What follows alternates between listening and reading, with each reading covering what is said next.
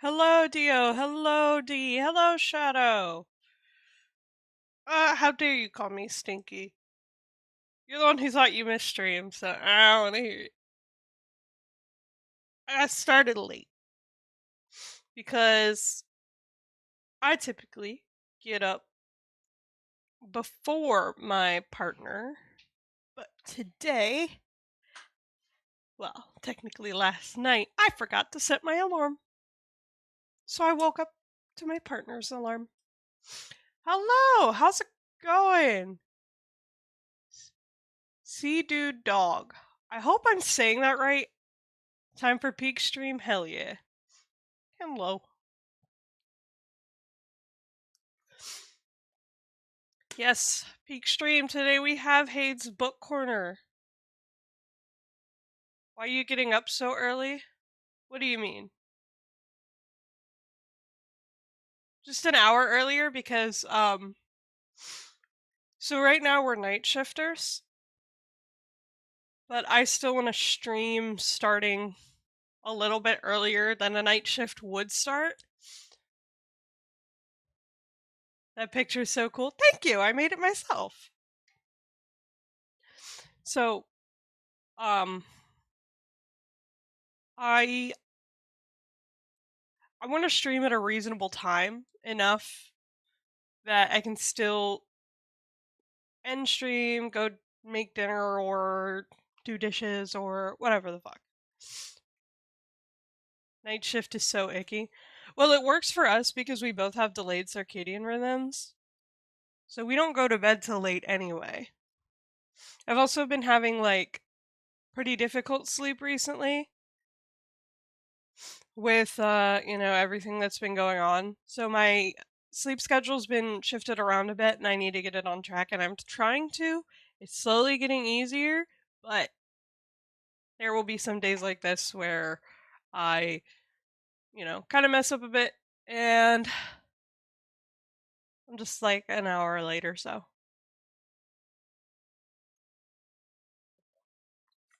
But I am excited. I have notes. I have my reading journal here. I've got my cover pictures for you.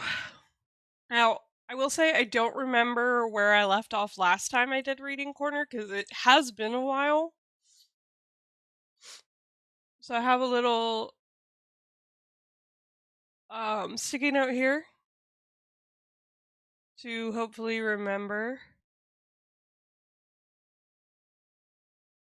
Alright, I think I have everything though. Alright, you know what? Stab. I've got my sticky note, I've got my covers. I think I have everything. I'll probably end up pulling up more. Just because that's how I am.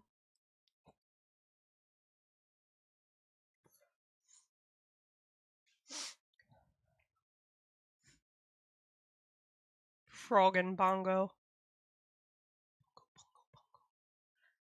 Hello, Ivar. I currently have at least one cat hovering around me at any given point, so there's that. Oh. Sub for 2 months Audible Premium. Hello, Twitch? Aren't you supposed to tell me about these things? There's 4 available drops. Wait, what drops?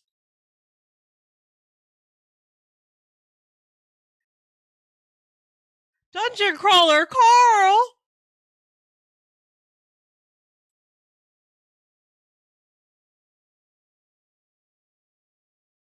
I did not. Fridays are just my normal reading corner days. I did not know this. Okay. Well, hey, if you guys subscribe today, you get Audible stuff. I should tell Ebby.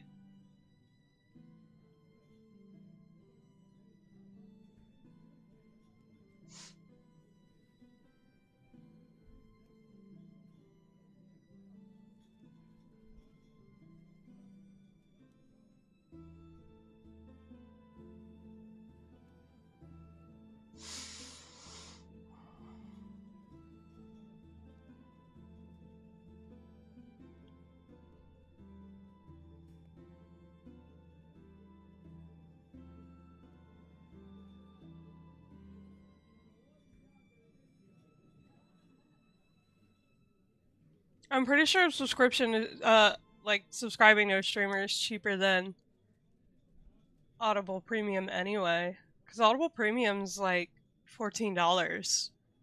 How much is a sub? It's like $7, right? It's like half. I think they're all from the Dungeon Crawler Carl series. That would make sense. It looked like it. That's what so I immediately was like, Dungeon Crawler Carl! I need to read those. I should add those to my book throne for my reading profile. And for those of you who don't know, I have a reading profile. I go on there, I yap about books, and post my reviews, and I have a lot of friends who love that series. I want to read it, I just haven't yet. I could get the audiobooks. I think my library has them.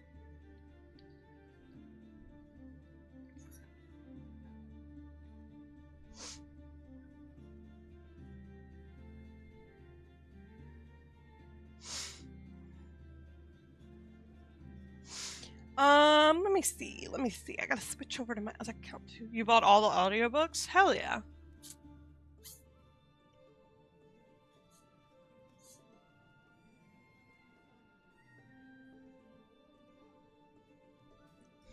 Alright. So, let me get my notes ready. Move my phone out my way. So, first, update. Is Audible worth it? So the thing about Audible is they have a lot of limited or exclusive series that are only on Audible, and it sucks. Because honestly, no. Because one of the cheaper tiers, you get access to the audiobooks from the catalog. So when you cancel your membership, you don't keep what you own. You have to have the top tier premium to keep the audiobooks that you bought. I had it for 3 months, I think. And I only paid for 2 of the months. It was a planned deal where I got it for a month free. I meant to cancel it, I forgot, and you don't keep the credits if you cancel. I personally like Libro FM. They allow you to purchase credits without a subscription, so you can just purchase the credits individually. They constantly do like free days where you can get free audiobooks.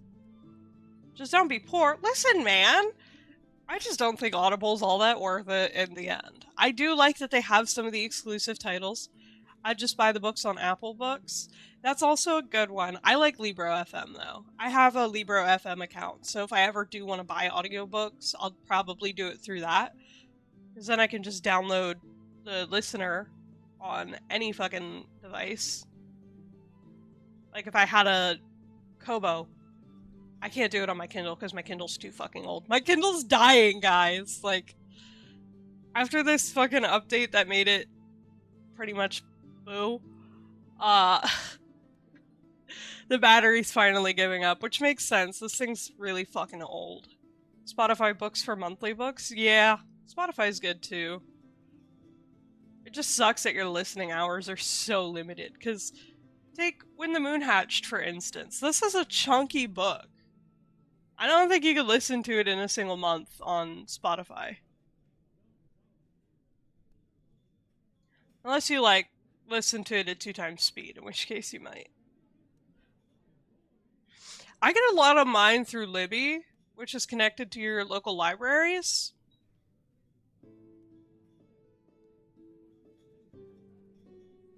You can't do that on Spotify? Or is, like, that doesn't work for you?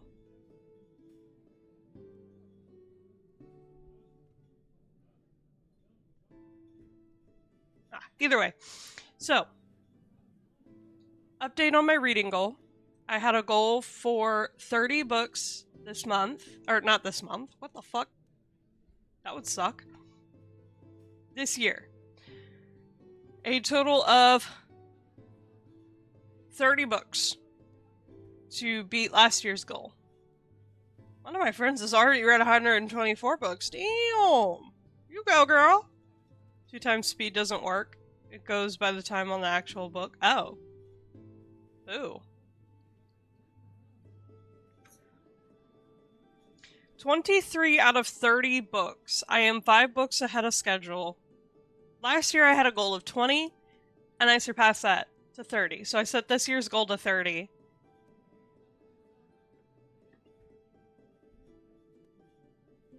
So, recent reads.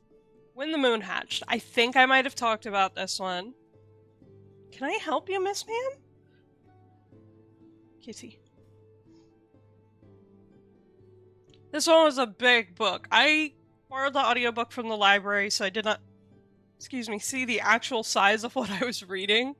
This is a problem with reading on your Kindle and audiobooks.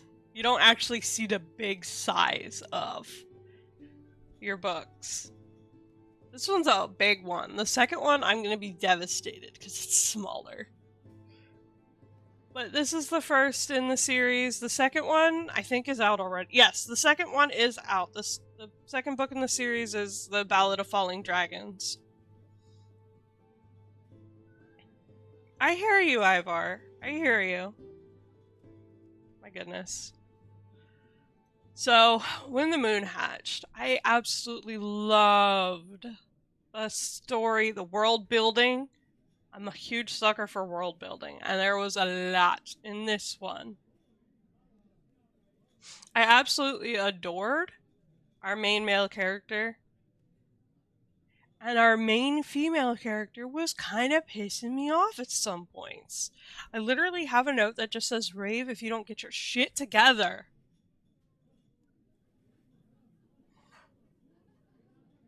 What the fuck? God damn it. I'm over here trying to do my book corner, and my cat's getting on shit. What are you doing? Why are you knocking shit around? Did you just want me to watch you eat? You're so fucking weird. Now they're both out here.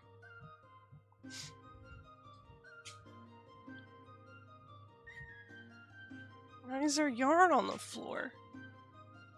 That came from a trash can. Oh my god.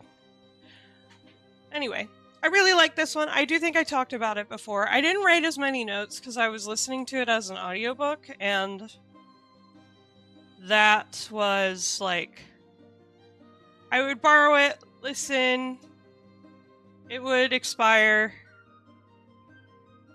Okay, no, I did take notes.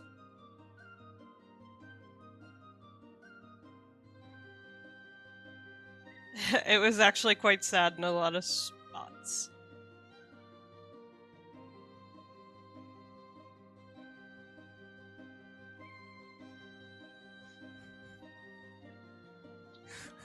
One of my notes before that, like, pause was, "I am so stressed!"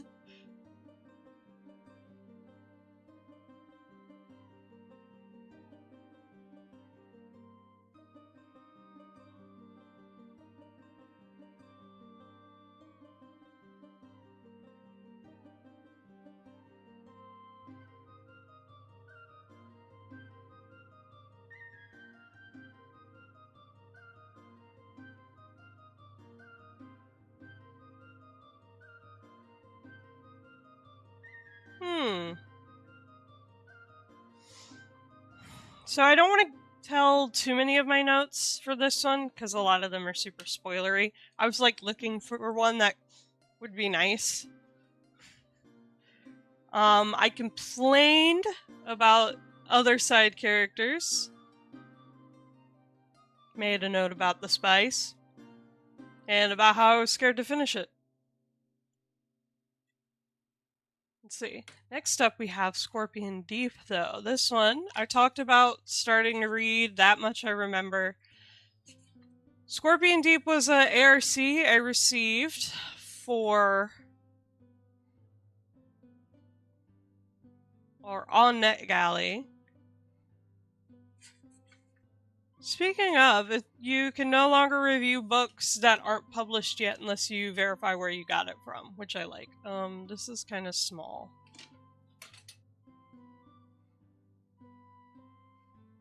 Let me just... It's getting closer. Oh my god. Scorpion Deep by C.G. Drews. I absolutely adore anything C.G. Drews. I love everything that they make. I have not read You Did Nothing Wrong yet, which is their adult horror. This is one of their YA horror, but this goes with a whole set of like nature horror. They have the forest horror, the botanical horror, and now the ocean horror.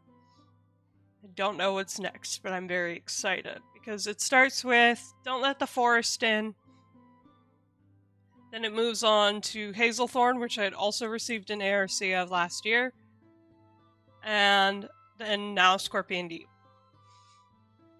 So C.G. Drews does queer, autistic representations with, you know, very much horror themes. And a lot of the reviews I saw that came like after were like, oh my god, why is the ending so vague? It's a horror. It's not vague. It's a horror. We know what happens because, I mean, it was explained in the book what happens. So we have our main character for this one, Jonathan. Jonathan lives in a seaside town. Well, seaside island, really, more like, that he can never really escape from. He wants to leave. His dad will not let him. His two best friends are going away for college soon, and he's starting to lose his grip on reality. So instead, he performs a ritual to summon the entity known as Scorpion Deep. While reading this one, I had a lot of thoughts that were like, damn, did the author pick these thoughts from my childhood brain? Did the author, like, sneak peek into my mind about my own insecurities from that age? It was immaculate. Sounds like Lovecraftian bullshit. So, not really. There's a lot of mythical sea creatures in this one. So, Scorpion Deep just follows the same. I mean, in a positive way. I'm just trying to think about how best to describe Scorpion Deep without spoiling.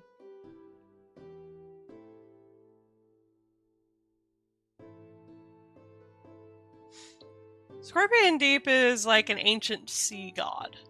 There's some beautiful... If you go to C.G. Drews' Instagram and threads, they have some beautiful artwork posted of Jonathan and Scorpion Deep. You will also find my account under like each and every one of them commenting, my boys, I love them! I absolutely adore them. I mean, in a way that you adore horror characters, like, they're wrong, they're fucked up, but I still adore them for that. I'm a huge horror fan. So what do you do when your friends are leaving? And leaving you behind at that? You summon a sea god.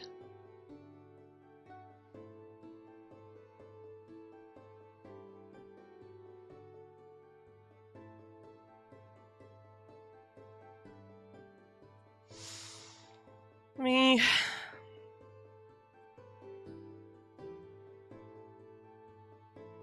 A lot of this is perfect.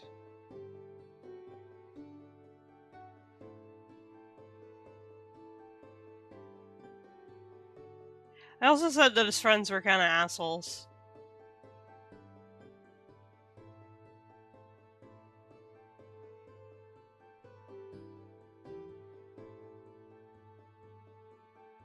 Yeah. I literally read this one in 2 days. So there are not a lot of notes. I devoured Scorpion Deep. Next up, we have Dragon's Rising, which is Dragon God's book 2, which is also the... So, short book? No. I just read it that fucking fast. Any free moment I had, I was sitting there.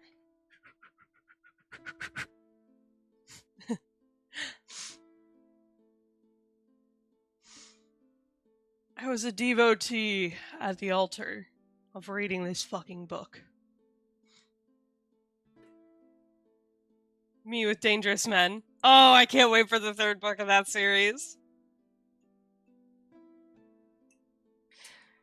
Okay, so Dragon Gods Book 2, Dragon Rising. This is the end of the Fox and Sophia duo.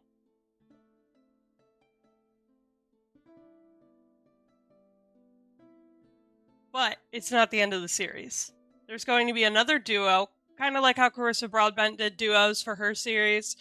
This one's going to be duos following different couples. I kind of already knew who the next couple would be before reading the sneak peek chapter.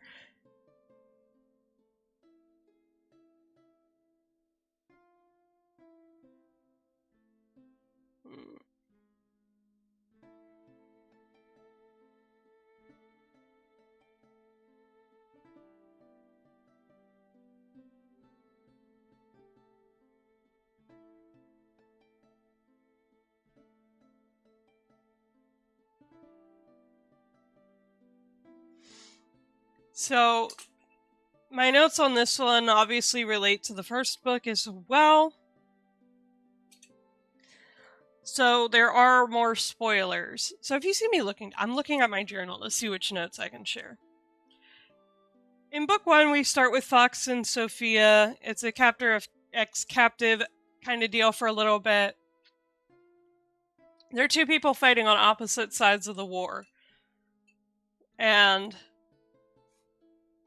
with Sophia's guidance, Fox realizes what his countrymen have actually been doing during this war and how awful it truly is.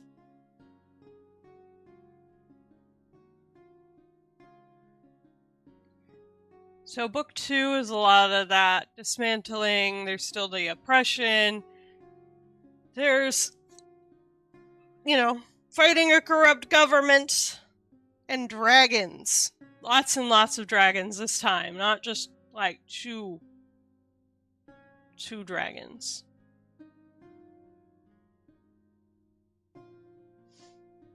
Technically, there's 3 dragons in book 1, but we don't know that. Because one of the dragons is hidden.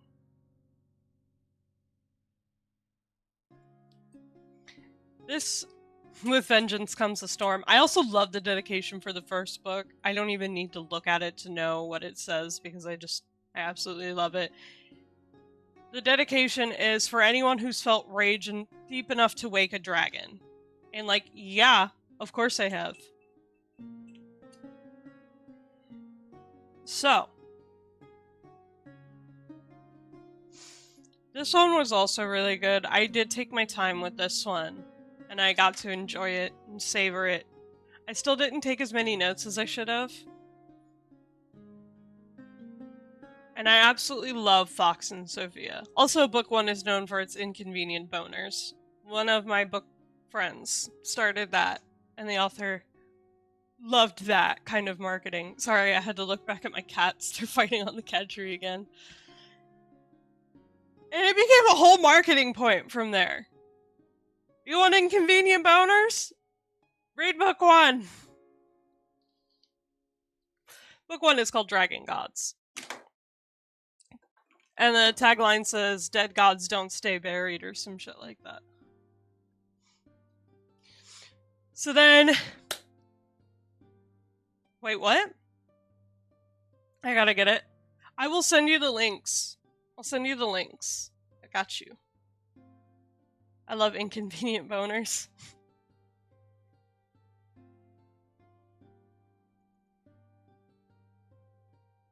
Huh? What? Hey man, inconvenient boners. They have to share a cloak. There is no bed. They got only one cloak. Inconvenient boners! Let me go ahead and zoom this one in. Daggermouth! So this was a reread. Technically a reread. I bought the physical indie edition because my friend sent me the money for it on my birthday.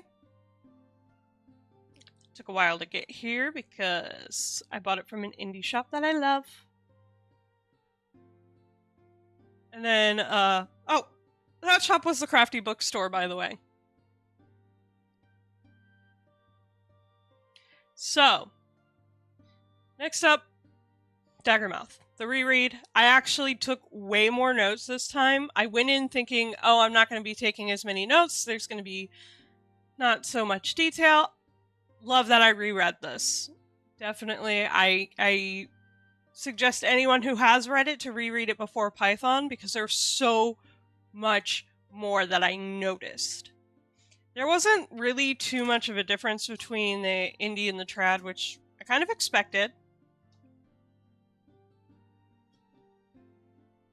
So,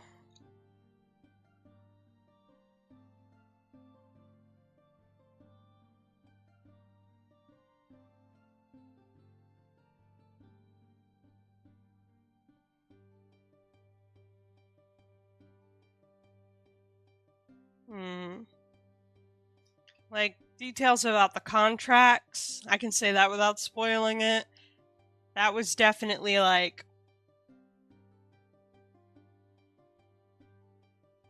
suspicious.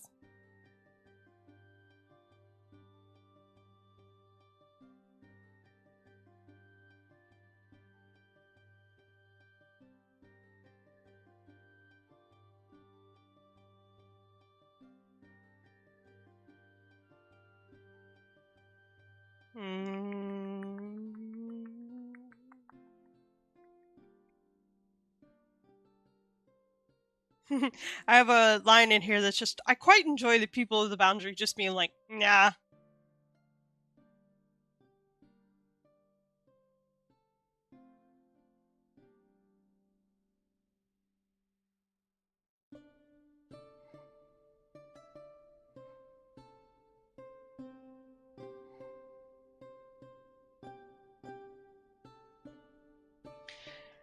And there was also like, there's a big event at the end of the book that has so many people heartbroken. I'm not going to say too much more than that about what it is. But I noticed some subtle little details in there that were like, that don't make sense. That don't add up. What is the end game here? What has actually happened? And I'm devastated that I've got to wait for Python even longer because of the trad release, right? Like if HM Wolf were still indie, I think Python would be out. When did Daggermouth come out? I bet Python would have been out like next year, but actually it was pretty fast with her getting picked up by fuck, who picked her up? I have to go to NetGalley.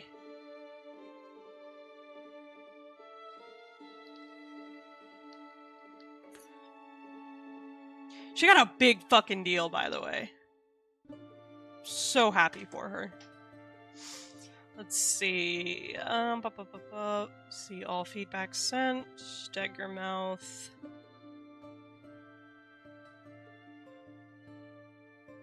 Scarlet Press. Scarlet Press picked her up. And it happened very fast. I believe Book of Sin also just got a trad announcement, but I could be mistaken. Let me check her Instagram. The gram of Insta. Let me see. HM Wolf. Hey, did you guys know that HM Wolf follows me on Threads? Weepa. I don't know if it played because the music's too loud in my ears. I don't think I heard it. Hold on. Let me just... I'm gonna pause the music real quick and then I'm a redeem Queepa.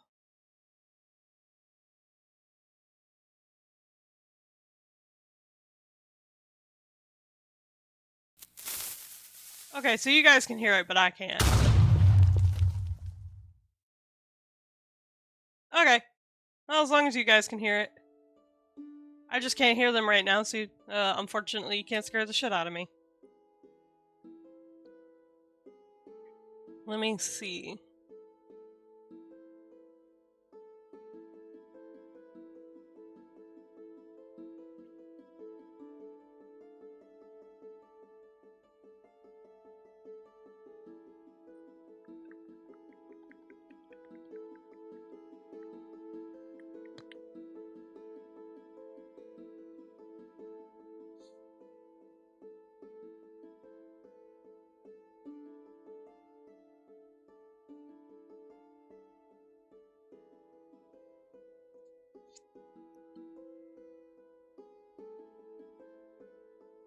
Okay, I don't actually see anything about Book of Sin getting picked up, but I thought I heard something about it. Hello again. How's it? How is it? It is good. I cannot speak. I've lost my ability. God damn, it's getting loud. Hold on. All right.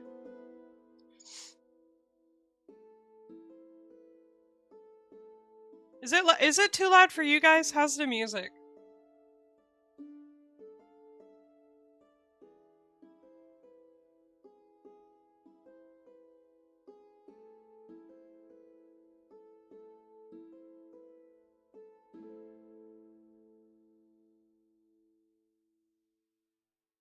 For now, I'm just gonna assume it's good until somebody tells me otherwise, but Daggermouth.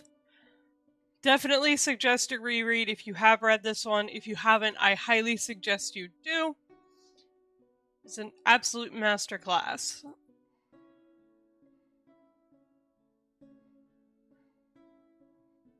It was so worth the reread. I'm so grateful that I was given a chance to ARC read the trad release. I do plan on eventually getting the traditional release cover because, of course, nothing is going to match my indie cover, and I like my matching editions.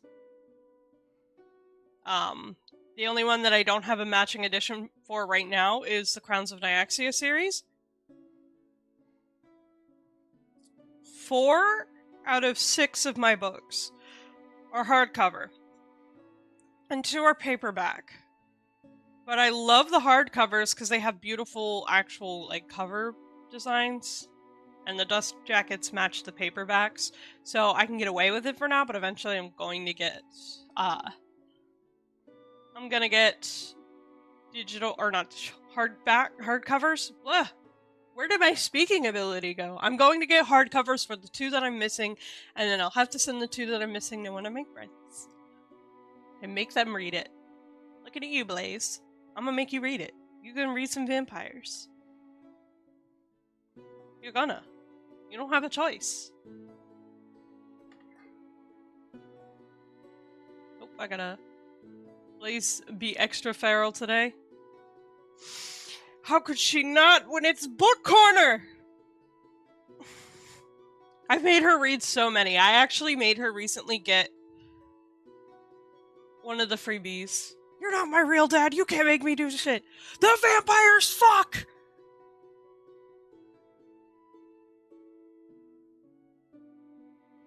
I can't make you, but I'll make you want to. My snake tattoo, Blaze? That's based on the books. It's based on those books. You want to know why my snake tattoo, right?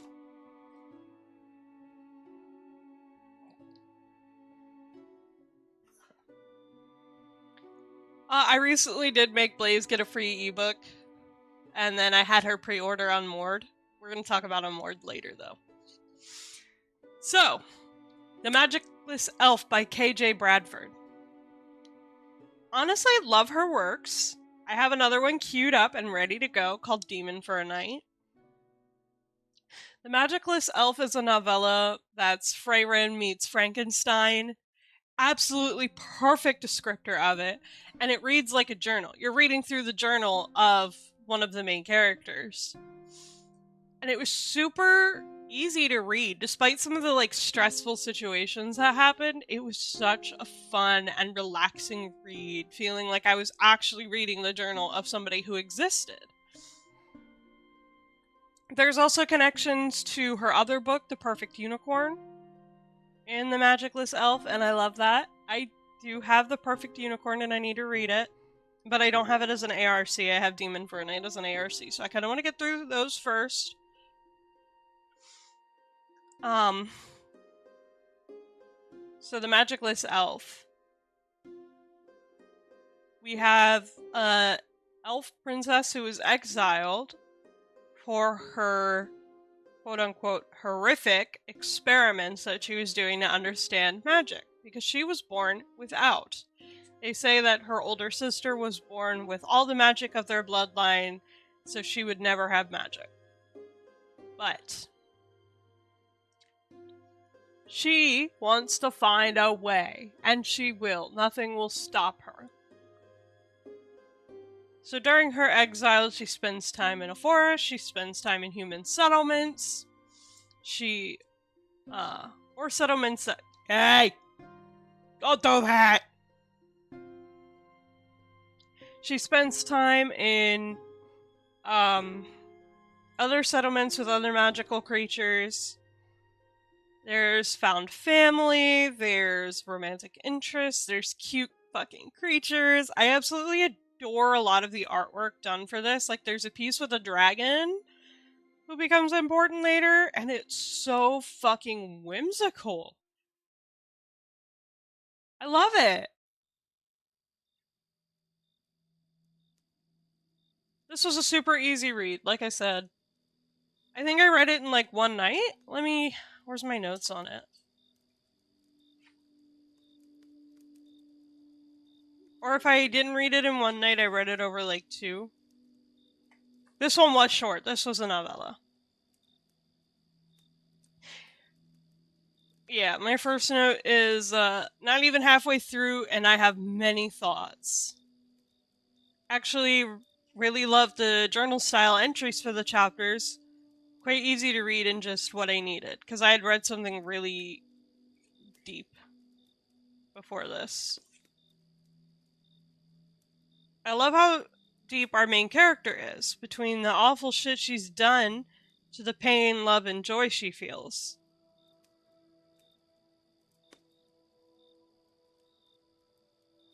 I was curious what would happen if she met with her sister, who is also exiled for having too much magic. The elves really can't get their shit together.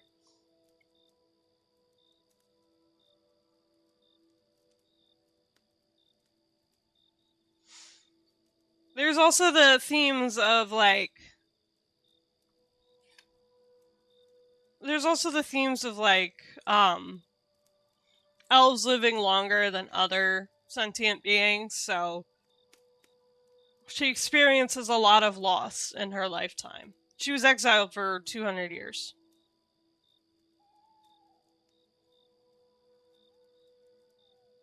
God, this poor woman just can't catch a break, losing everyone around her.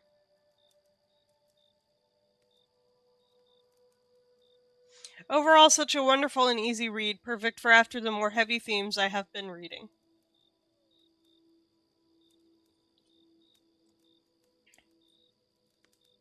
I adored this one. It was so...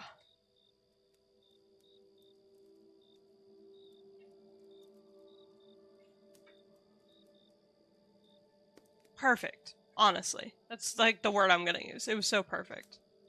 Alright, so my pictures also didn't save in order, so if you hear me flipping a lot, it's because they're not in order.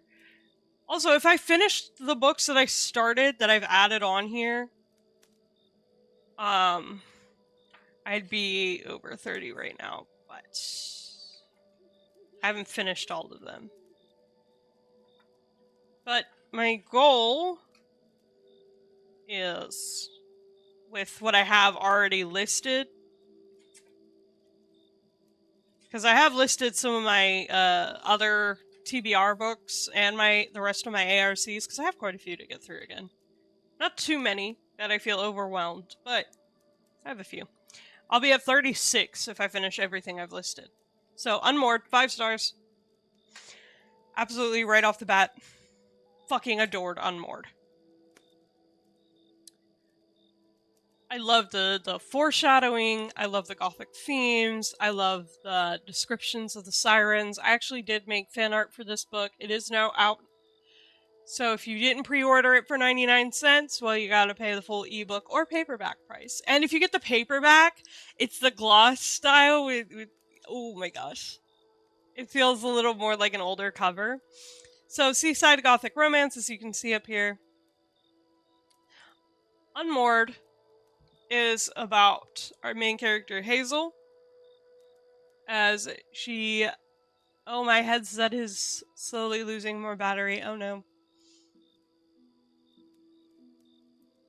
As we follow Hazel as she goes through the death of her mother, and as her father sends her away to an asylum, where she meets a creature that should not exist, a siren.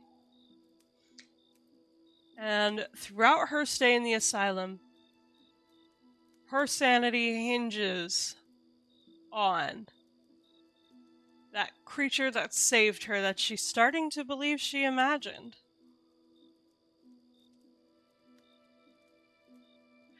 I literally said only a few pages in and I already know that that girl isn't normal. I did love the foreshadowing. It was subtle, it was there, and it was perfect for leading up to what was to come.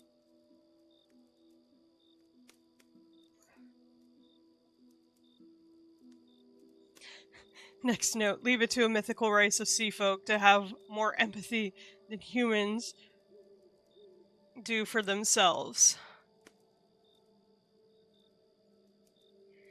So, the Siren Society is also matrilineal. They follow a woman instead of a man. Their society is quite a deal better than ours. I gotta keep reading it dead ass or the prologue and then put it down. It's so fucking good. I love it. Love it.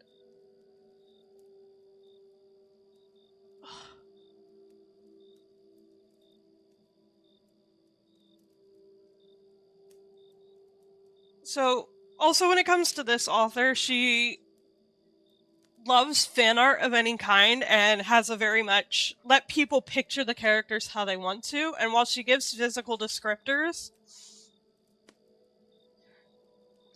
she also doesn't care if you see them a little bit differently.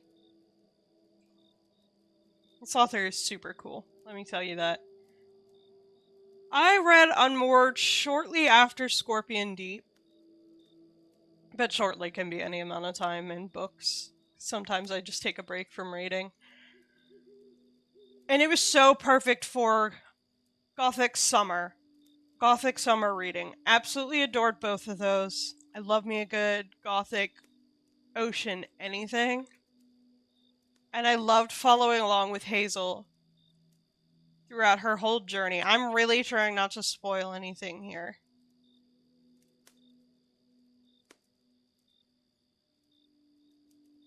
There is also the take on the Call of the Abyss in this one. I actually talked about this while I was streaming. I talked about like the Call of the Abyss. I can take my headset off for a bit. Are you gonna go start reading Unmoored? Oh my god. Oh my god. Yeah, it's Seth, dude. What's up? Seth, you gotta read this one. Hello, Loki. What do I even say? Because, like, a lot of my thoughts are spoilery. I can't read. I'm illiterate. Get somebody to read it to you like a bedtime story.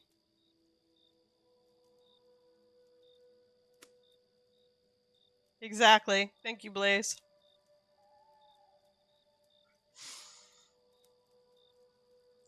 I just really fucking adored this one so much. It's living rent-free in my head, mind you. If you're gonna get a suggestion from me Out of all of the books that I'm showing you, absolutely read Unmoored. Big brain. Alright, Of Bargains and Betrayal. This one was actually the last one that I read. I don't know why it's in this order, but you know what? It's here. Of Bargains and Betrayal, Pantheon of Lies, Book 1. Holy fuck.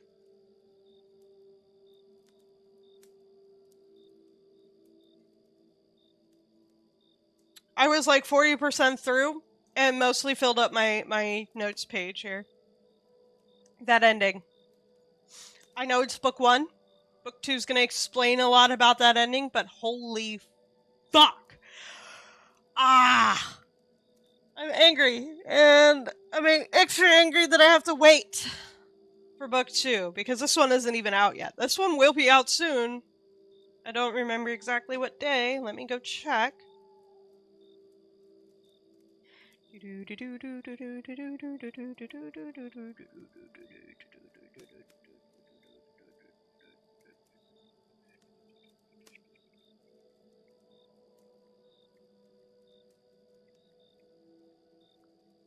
August 20th. So it comes out. Today's the 14th. 6 days and this shit comes out. Oh my god. Girl. Let me tell you. There are so many secrets. There's so much to fucking navigate. There's so much unraveling and detangling to do with this book. Beautiful setup for what is going to be a beautiful story, a beautiful series.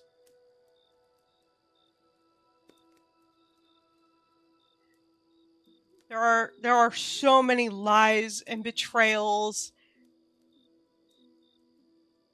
There's an arranged marriage. There's a fight to secure your place in life. There's forest sprites who are the friendliest people you'll ever fucking meet.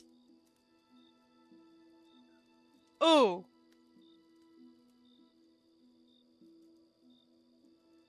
I really like this one. I gave it 4 stars because the ending fucked me up and I'm angry. I took so many notes on this one.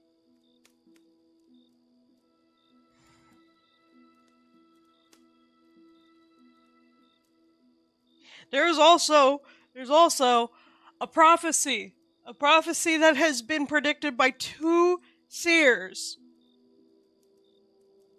2 seers at different points. Both got them either executed or exiled. That's how bad the prophecies are. A world of fire.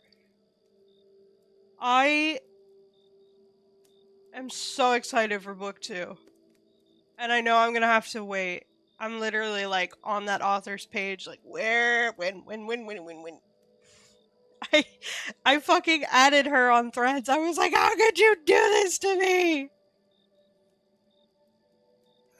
Because that ending got me fucked up. His Cursed Empress. So,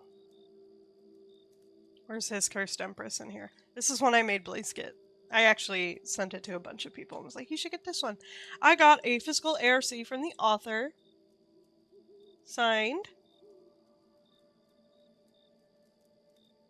Personalized and signed.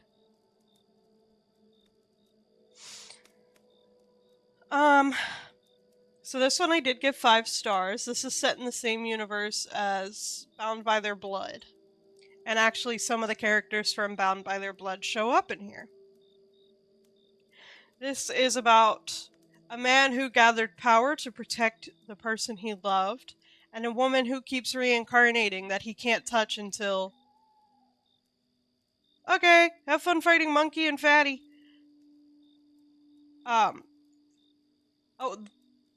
A love that he cannot touch until he figures out how to break the curse set upon them. Until one day, she shows up at his court.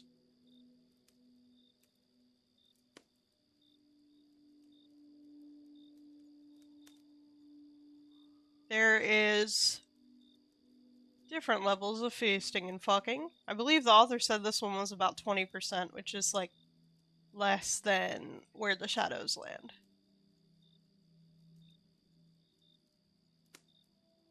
But the political twists, the answers for the curse, the whole thing, like what memories she does have and what she doesn't, absolutely adored.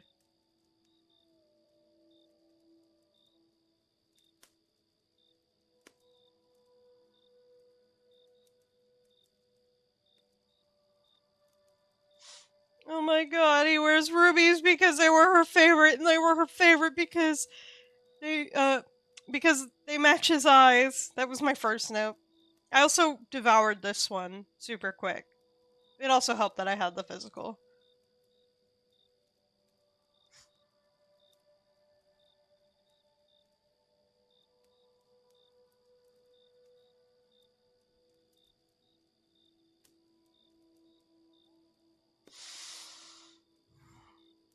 There's also a character in this one, without getting too spoilery, he just seemed off from like his first on-page appearance.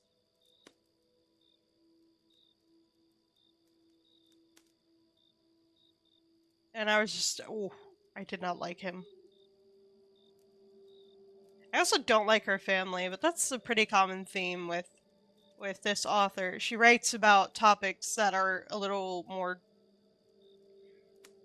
heavy, a little more difficult to digest, such as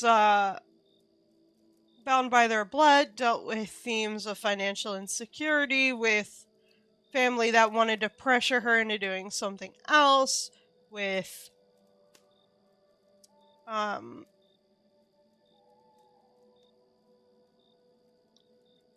by Their Blood also focused on the cult a lot more. Forgotten Loves, Where the Shadows Land, another book by the author, dealt with themes of a miscarriage, death of a loved one, being ostracized by her community because of the power she contained, loss of family for the main male character. I say main male character, but he's not really. They're not really one thing or another. They're a sentient mushroom colony who lost all of their friends and family who were also sentient mushroom colonies. So this one has the same kind of things. There's the heavy ass curse, the being unable to touch, the family that's like, oh, you have to do as I say because I'm the mother and the matriarch, and if you don't, then, well, we're going to make your life miserable. Sometimes I wish I was a sentient mushroom colony. I feel like life would be way more simple if I were a sentient mushroom colony. I'd go fuck off, like, into the mountains or some shit.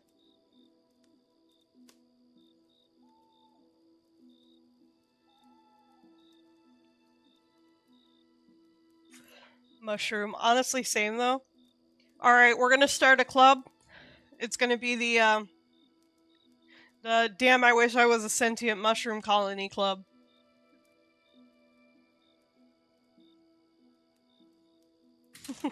No. I'm dropping things on my keyboard. Jenna Streety to become the Berserker's runaway bride. So, let me go find my page for that one.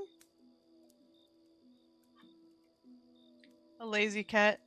New Discord role just dropped. Alright, you know what? I will add it. I will fucking add it.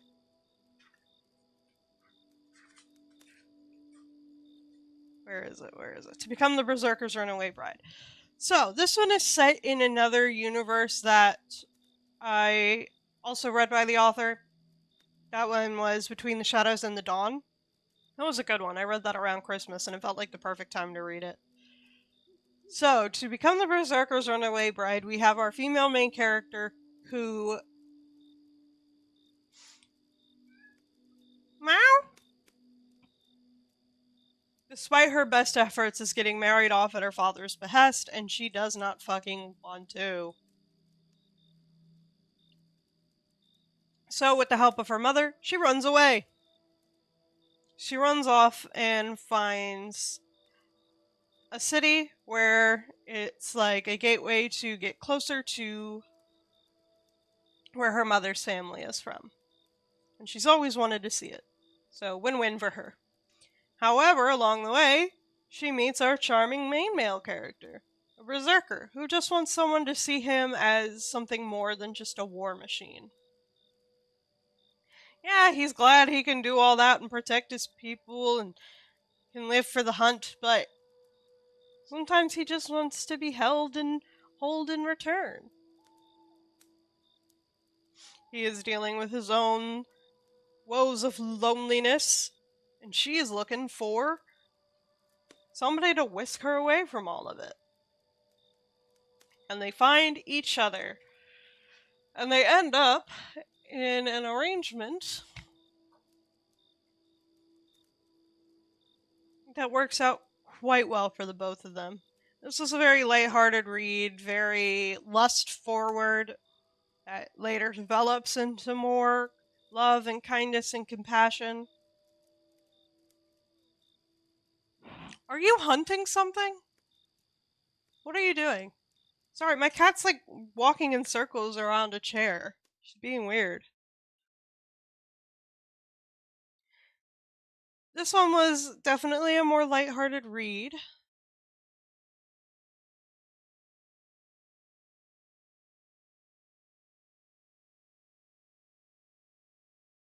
There are some banger ass lines. She also learns how to fight for herself, which is good.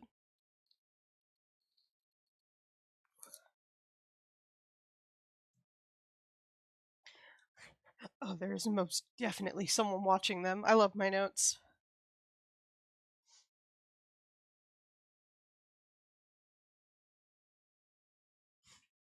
I didn't take as many notes, because like I said, this one was an easy read, and I got done with it pretty quick. It was fun though. I enjoyed it a lot. So now we're getting into ones that I'm going to be reading soon. So, The Sundered Soul, I'm going to be reading soon. This is book 4 of the Wolf Queen Chronicles, as you can see up at the top there. Can't really see my cursor that well over the book cover. I do like that all the book covers kind of match like that, so they have shifted colors with this window into it. I have been on the ARC team for all of the books thus far, starting with the Magicless Mage, and then moving forward each book.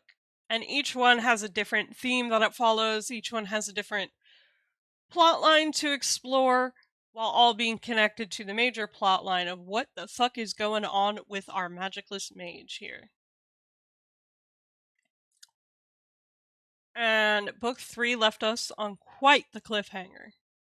I'm excited to get into this one. Oh, why does this look so bad? Okay. So I don't know why this one's just like getting worse as I zoom it in. That's about as much as I can zoom it in before it gets way too gross. This one I am currently reading. Don't know why this one saved so weird. But I am... Yes, Milk Teeth. I'm like 40% through this one. This is about a vampire brood mother. In this universe, fledgling vampires aren't just ready to go right off the bat. They need to be nursed to health by a bird mother. And it's quite an interesting twist on how vampires are formed and what that actually looks like for them in their solitary confinement. Or, well, not really confinement, but like their solitary lives. So, our broodmother here has made the connection between a human infant and a fledgling vampire. This one's not out yet. I did get this one from NetGalley. And I'm quite excited for this one. I have enjoyed what I've read so far. I'm likely going to finish it quite quick. Because in my last few reads, it's been I read 20%, put it down, 20%, put it down, 20%, put it down, and I get done in a couple of nights because that's usually about the time I have to read. This one, I accidentally stayed up like an hour later than I normally do because I was just so busy reading this one. I'm excited to see where this goes, and I'm excited for it to get put out into the world for more people to read. I think that's the last one I have on here, though, yeah.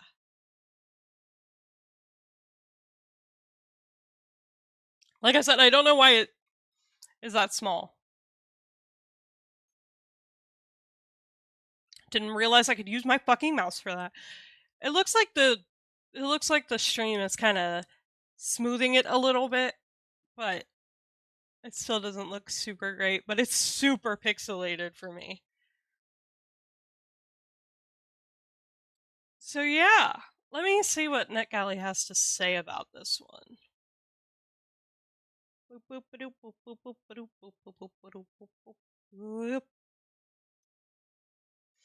Let's see. A dark, seductive tale of hunger, love, and transformation from the best-selling author of The Death of Jane Lawrence.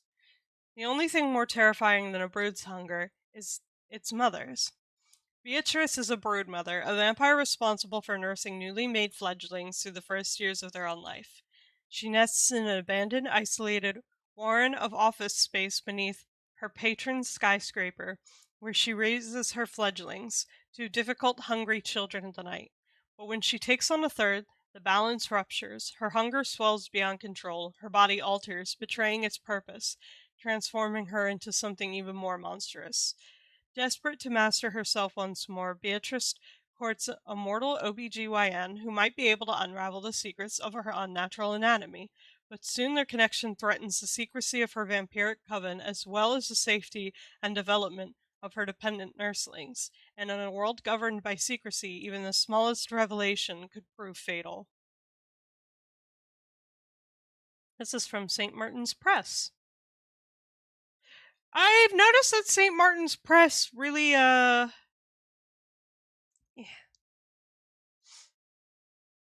really doesn't decline my requests a lot.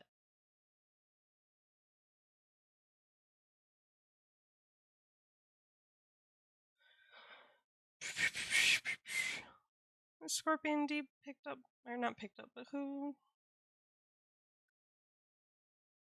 Macmillan's.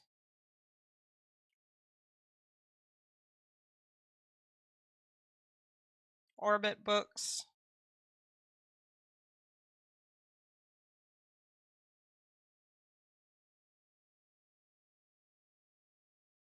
Montelake. They also haven't declined me yet.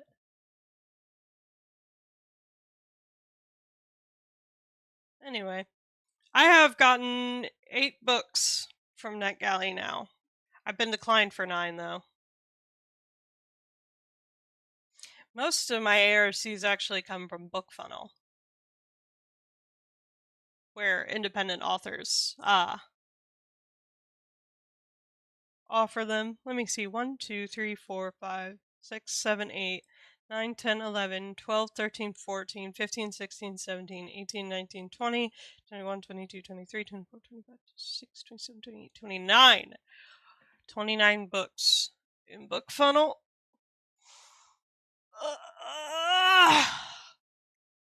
Because that's how most independent authors offer their books. Alright, so while we look at Milk Teeth here, let me go through what I have. Oh, the Golden Goddess. I read that this year? Okay.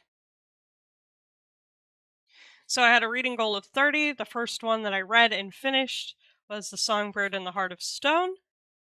I am still reading The Fallen and the Kiss of Dusk. I read The Ember Luminous, The Old Man in the Sea, When the Moon Hatched, Hopeless Necromantic, I'm still reading the Book of Sin, Dangerous Thoughts, One Dark Window, The Golden Goddess, Dagger Mouth, Moonflower, The Last Wish, Moonbound, Scorpion Deep, Dragon Rising. I kind of started The Living Saint but haven't finished it. The Magicless Elf, Daggermouth again. I have a few ARCs here. 1, 2, 3 that I haven't started. To Become the Berserker's Runaway Bride. I'm pretty sure I did do the... Oh, we gotta stretch. Oh, my back cracked. Two Twisted Crowns, Iron Widow, A Dowry of Blood, His Cursed Empress, Unmoored, Florencetia, I hope I'm saying that right, Bargains and Betrayals. Next up I have The Sundered Soul, The Perfect Unicorn, A Lady of Brookgrave Manor, Milk Teeth, Demon for a Night, and oh no, there's an incubus in my hot spring. There's a dragon in my bookshop is another one. But I don't have that one yet. But every day I'm getting closer and closer to my goal of 30 books. We've gotten quite close already. No, Loki, leave my journal alone. Go on. 1 second, chat.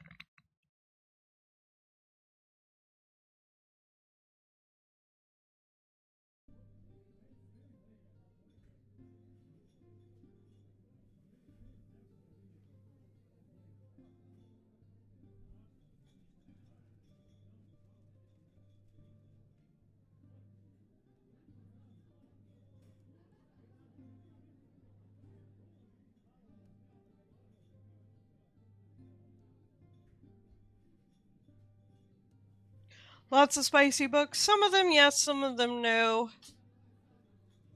Some of them are horror romance. Like, let's see, out of these ones, yes, no, yes, yes, kind of, yes, also yes, but it happens late. Yes, yes, don't know, I haven't read it yet. No.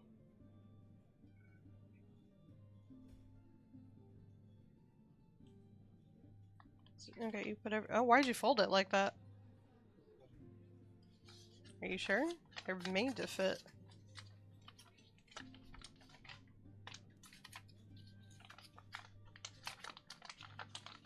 Oh, I see. It was just getting caught on the edge.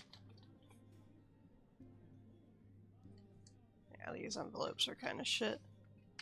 Alright, I'll see if they'll pick them up from the mailbox.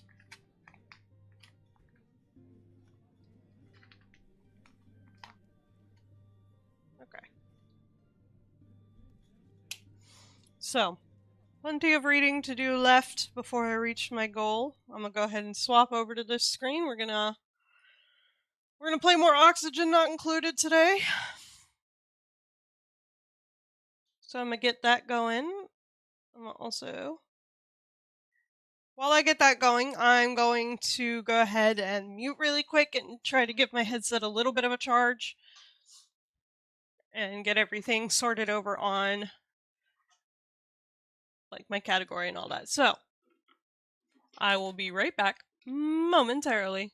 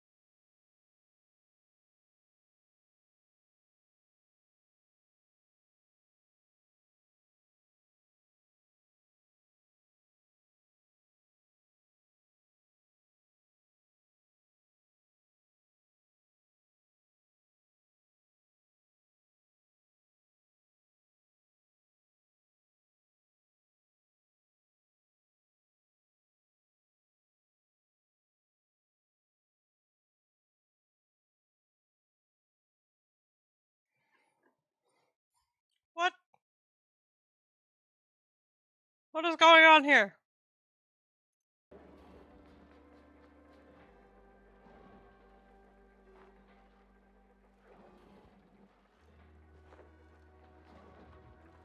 What have I come back to? Alright.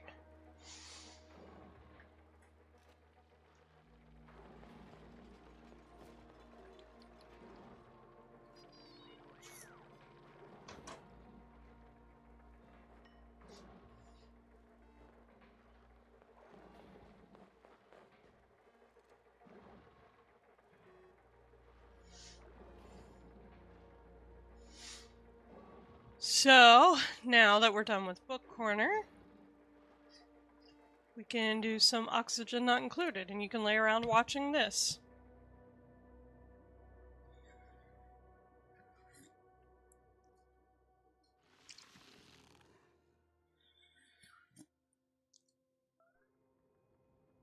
Alright. Right, things are not going well.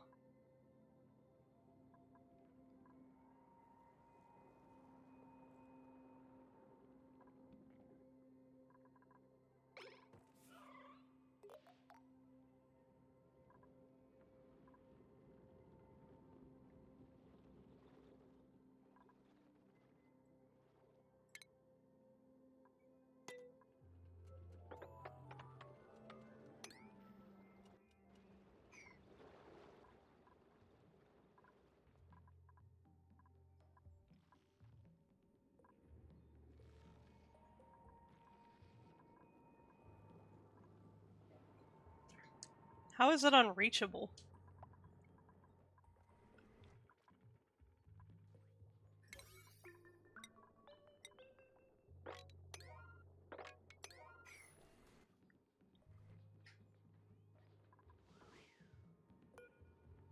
Oh.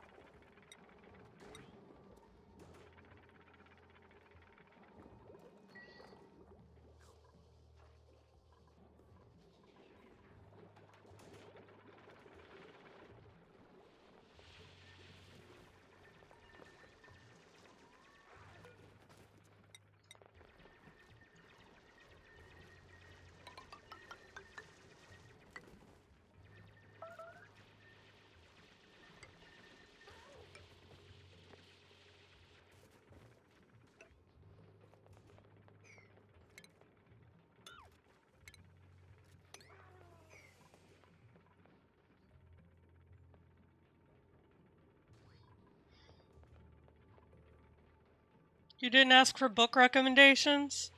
And Blaze bit me? I'm sorry, what do you guys recommend?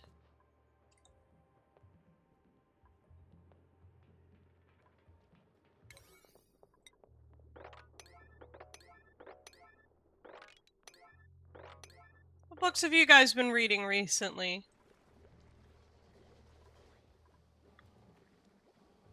Oh my god.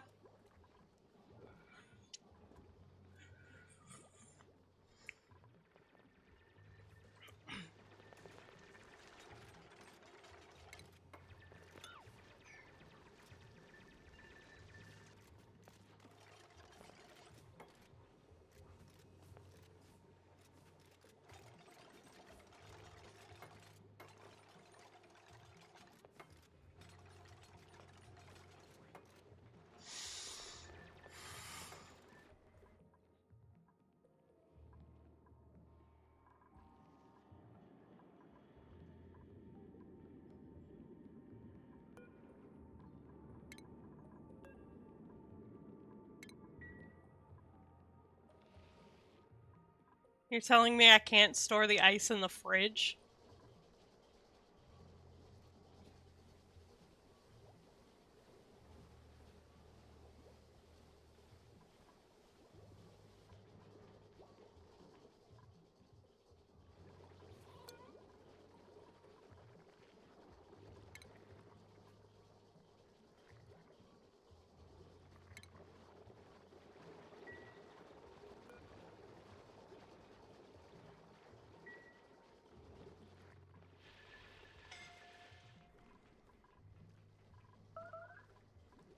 Okay.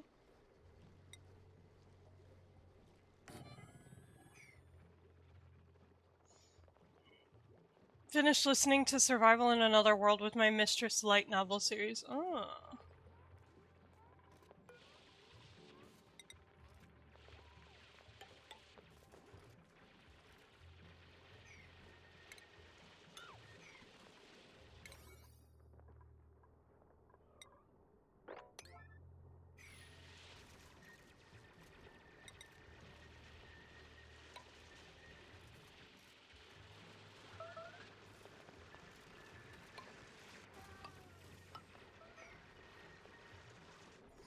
Just don't starve, idiots.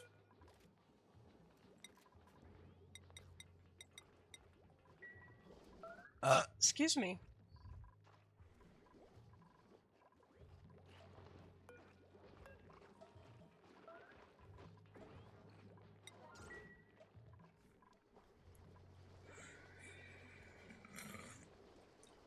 I'm listening to Everyone Loves Large Chess book series.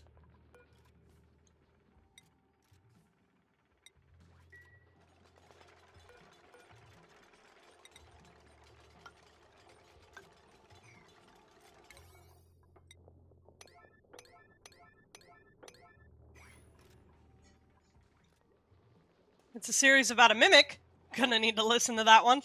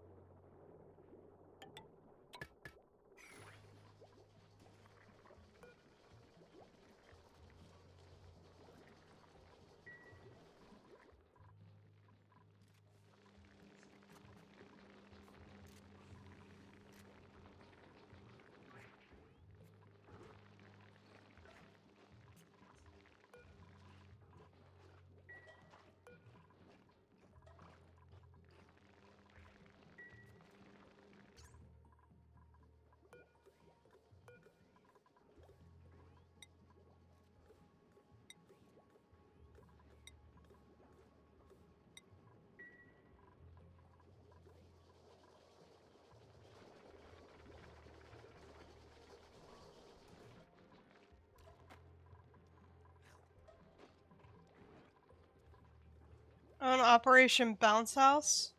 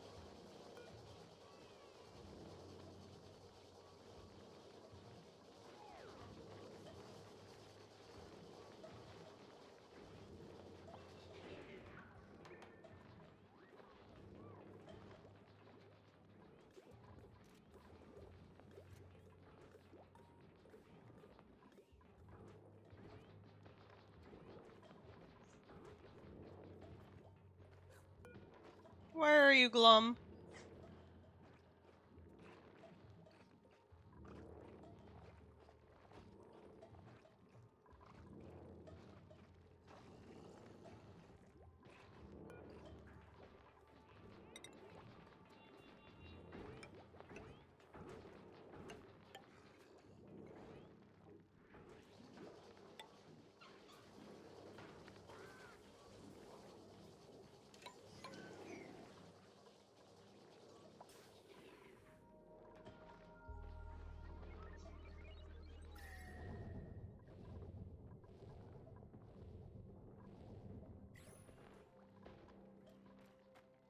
Alright, so that's gonna take a minute, I presume.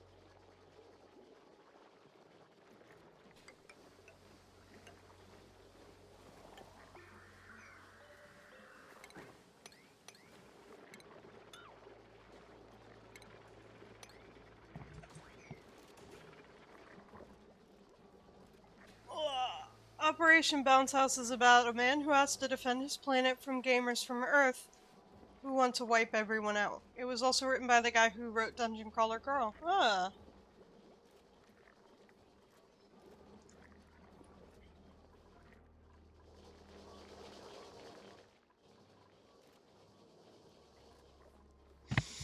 One that I'm excited for is the Starian book.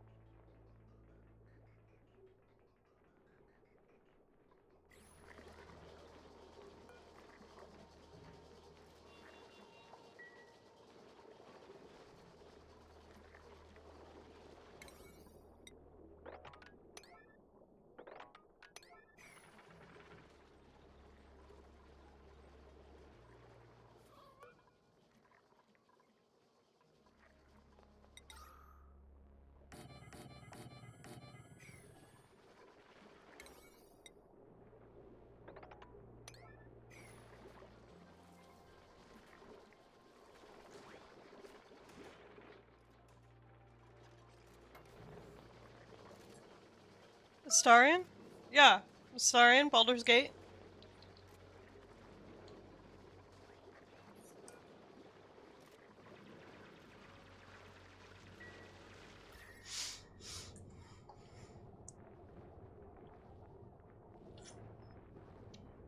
So the temperature should start raising in here. You can kind of see the red going out.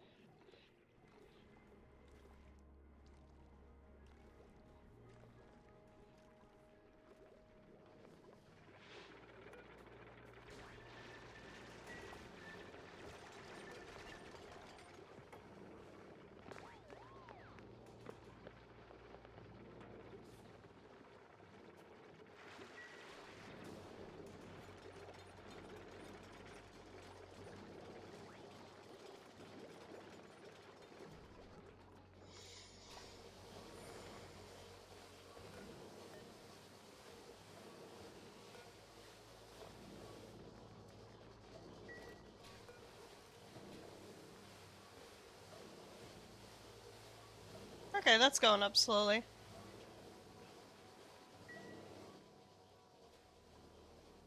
You need a girl like Carluck?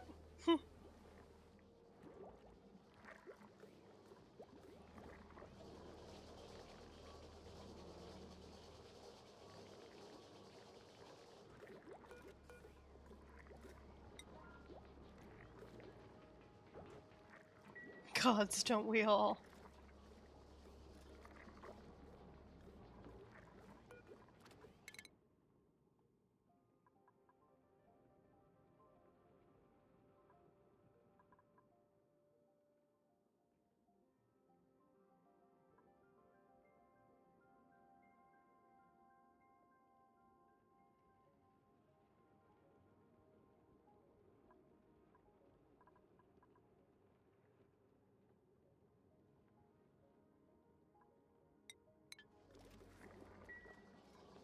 Once this is done...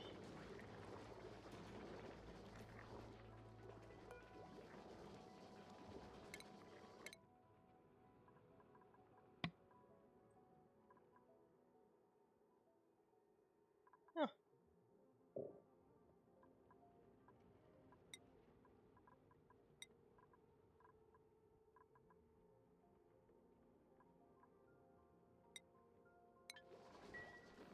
Actually, I don't even need to wait till it's done. Let's prioritize.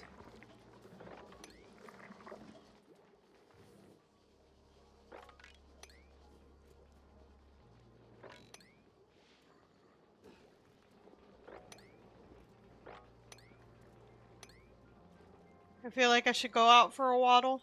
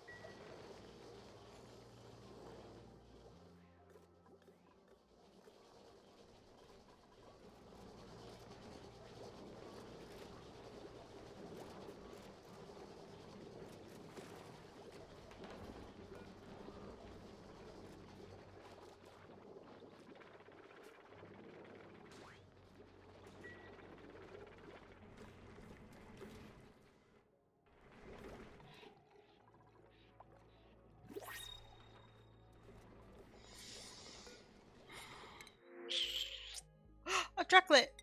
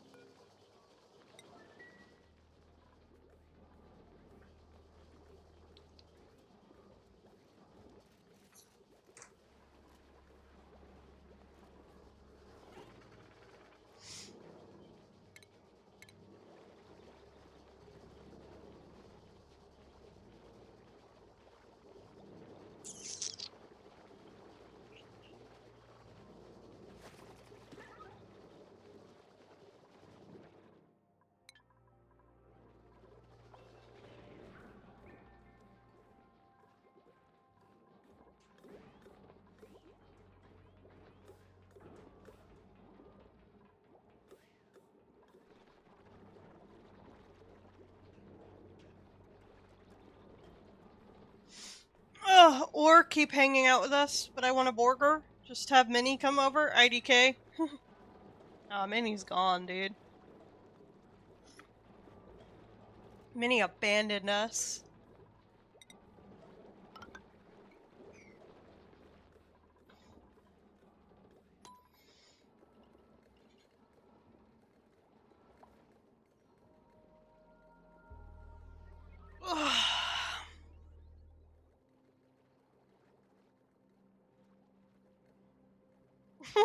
No!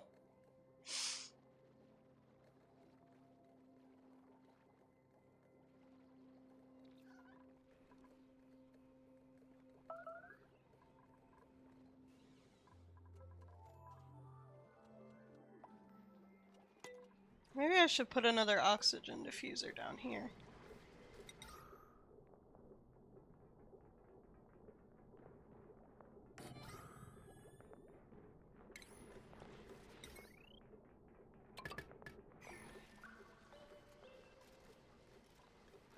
We are kind of,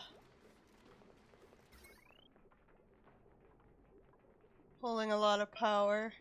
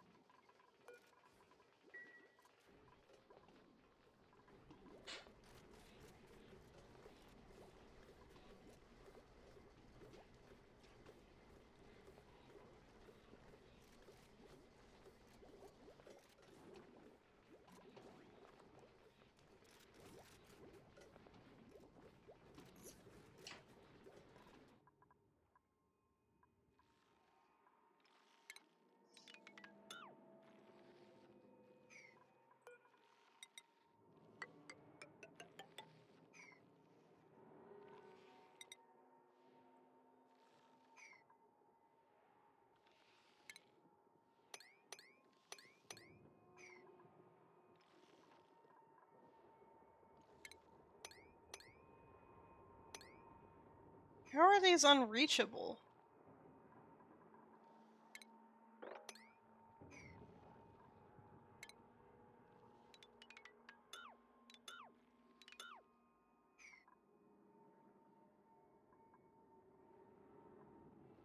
It's because I can't breathe down here?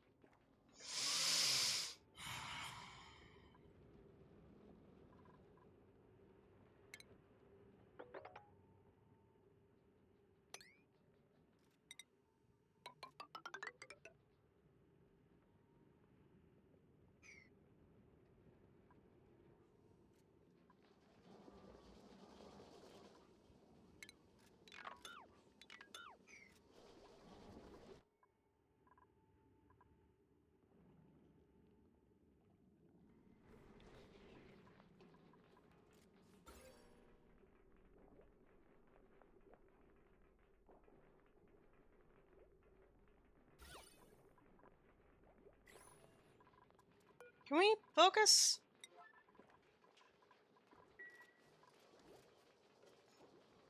Pookie abandoned me to get milk from the bullpens like my oh my god.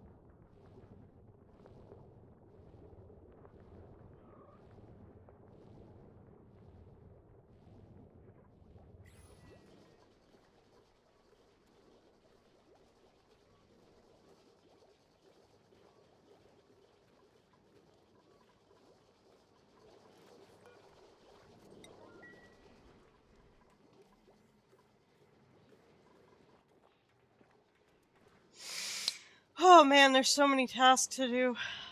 Polluted oxygen.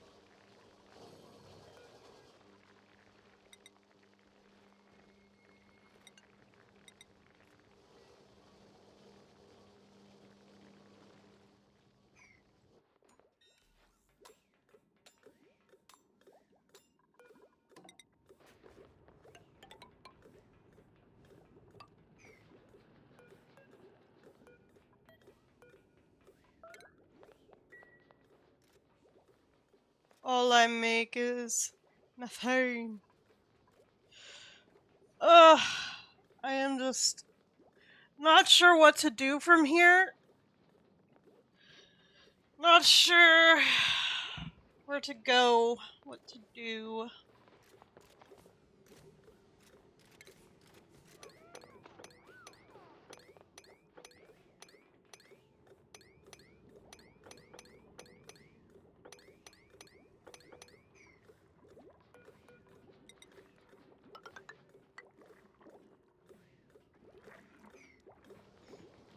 I know I need to move the egg cracker. It wasn't intended to stay there anyway.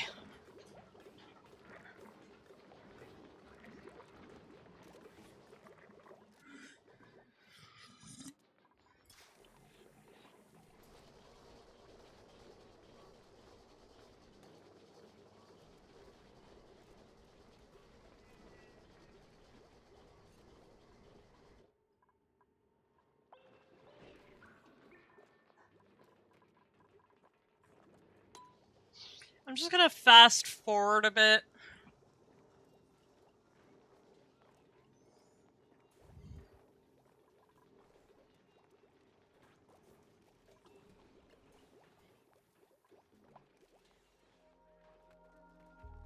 Get more power.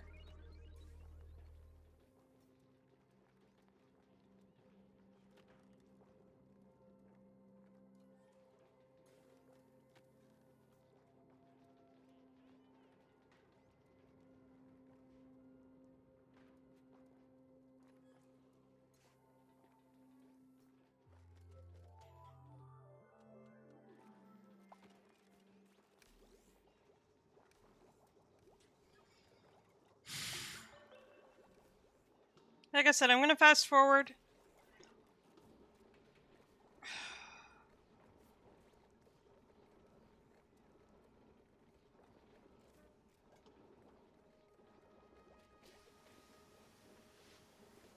I want to actually make it to end game here.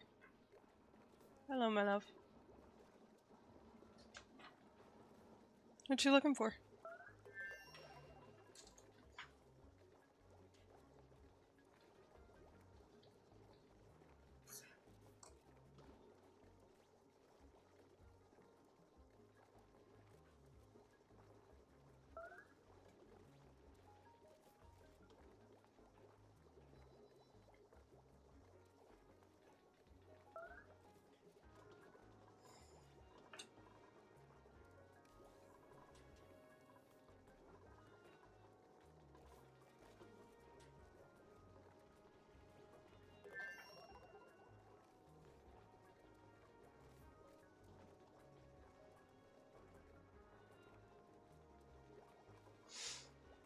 Oh shit, we're out of storage space.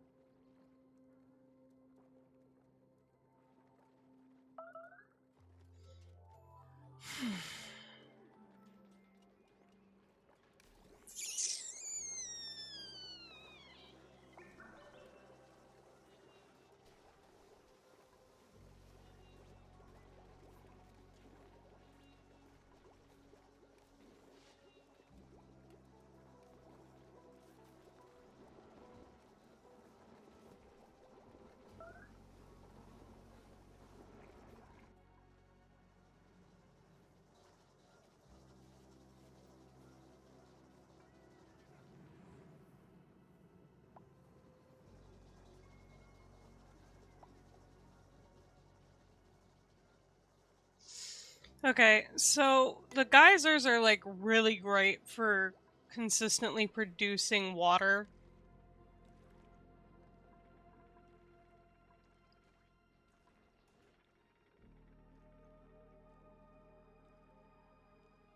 Hmm.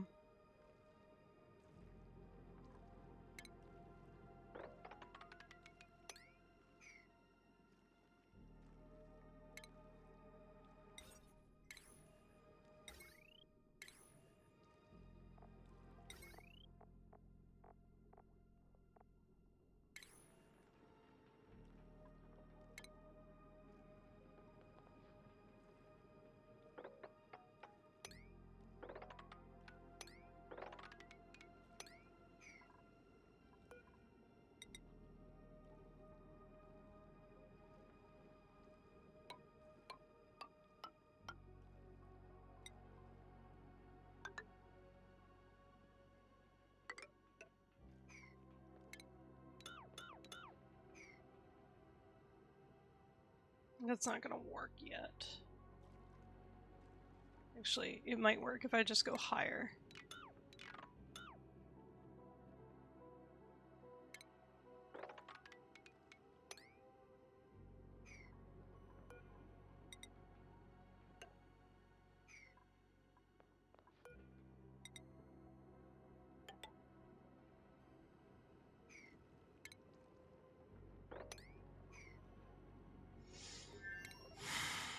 Let's do a liquid pump.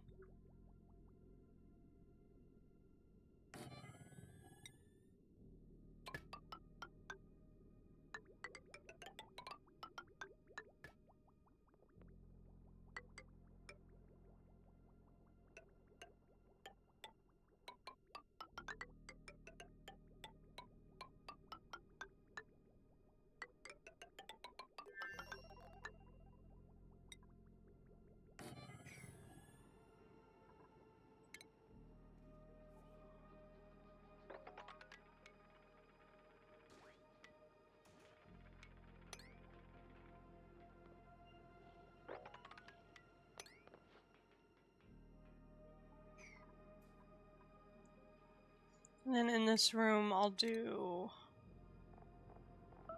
nothing because I can't actually do anything.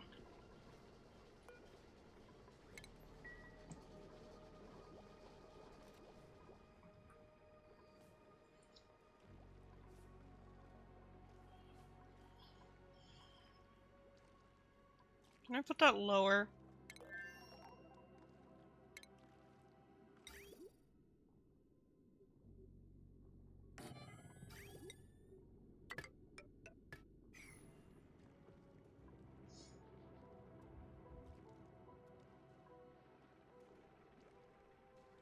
I only really need a temporary power source down there.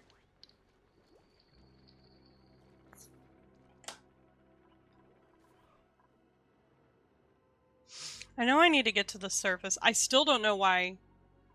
Oh, it's no longer unreachable. What the fuck? I don't know.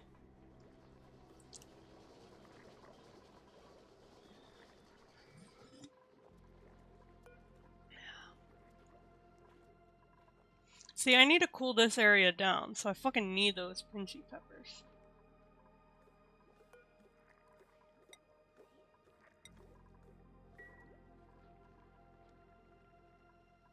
Are you elder? No.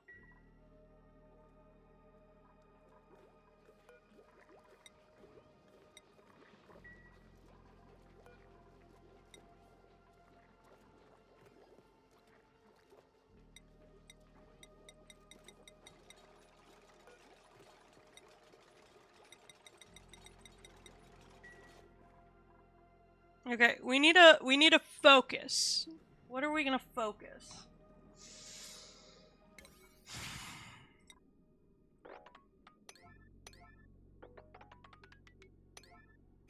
Let's focus that first.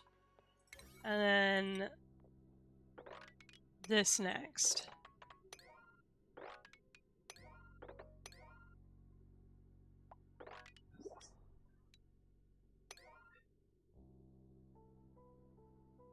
It looks a little eclectic. The pants are kind of weird. You can borrow my skinny jeans if you want.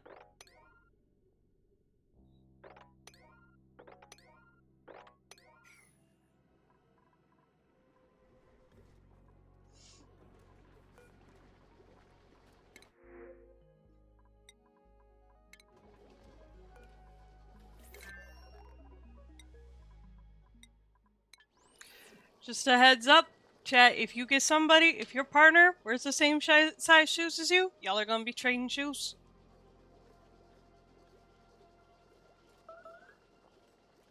Me and my partner were constantly taking each other's boots. Okay, because there's no way to...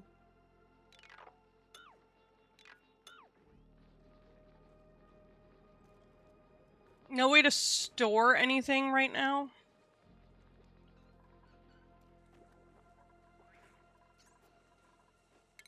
Also, this is a stupid spot for storage.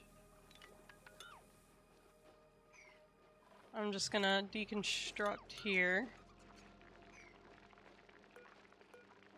Because I only need a little bit of space.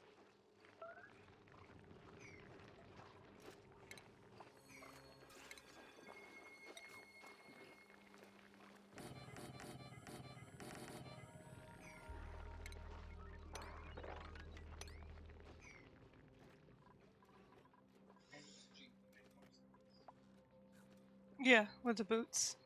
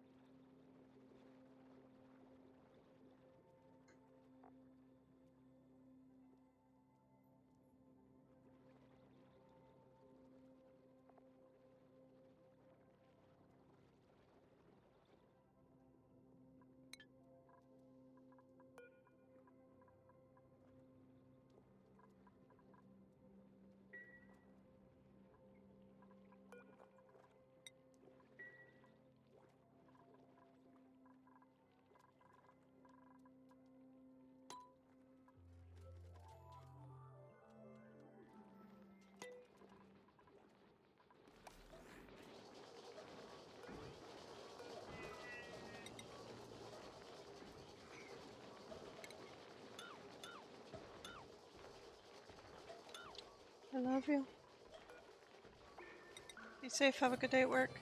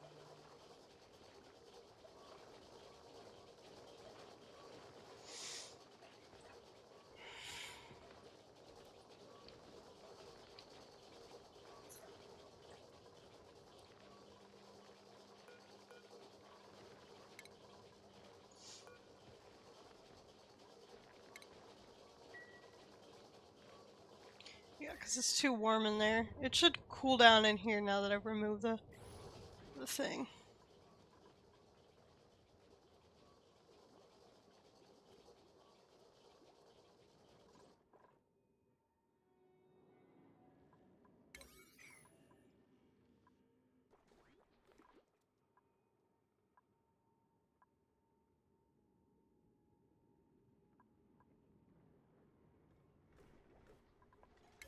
Okay, let's actually. Well, no, I need those. I need them now. I don't need the rest of this being fucking 9, but I need those at least. Wait, does this actually.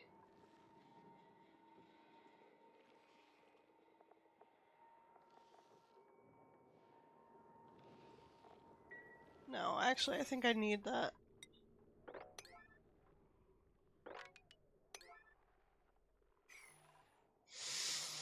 Come on, get to it!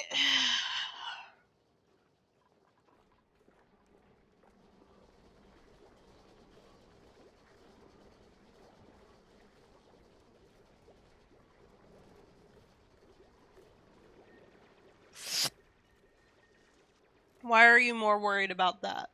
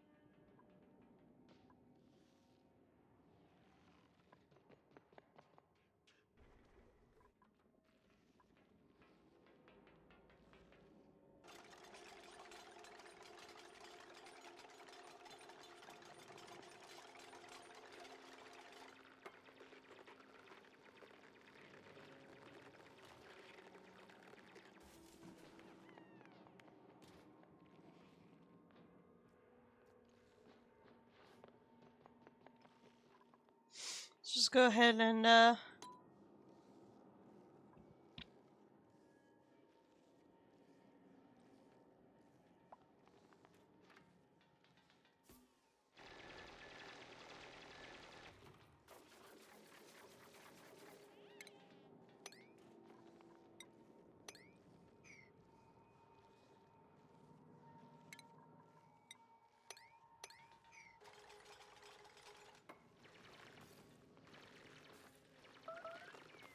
that'll start letting that breathable oxygen in.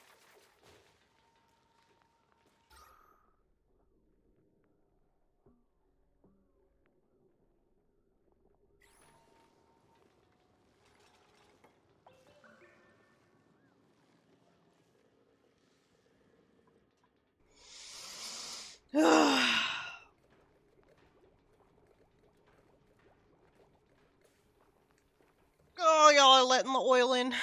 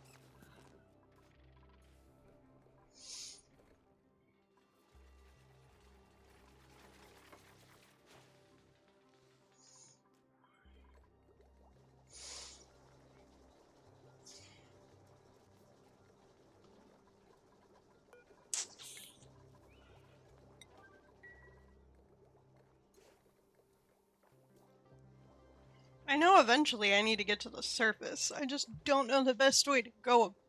Oh, excuse me. About that, I also don't know the best way to filter things out of the air.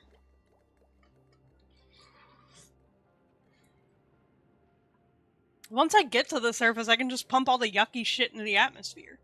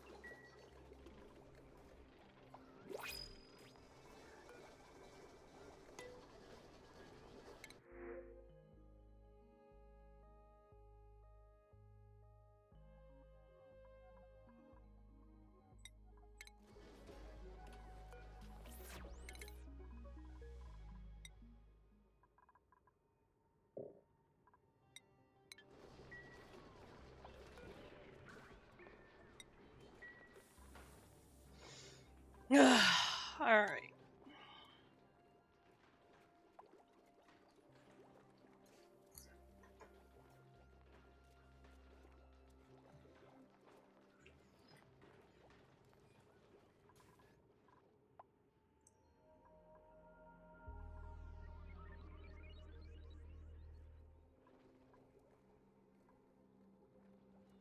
I really should have left this 2 blocks wide. So I could change it out for the fire pole.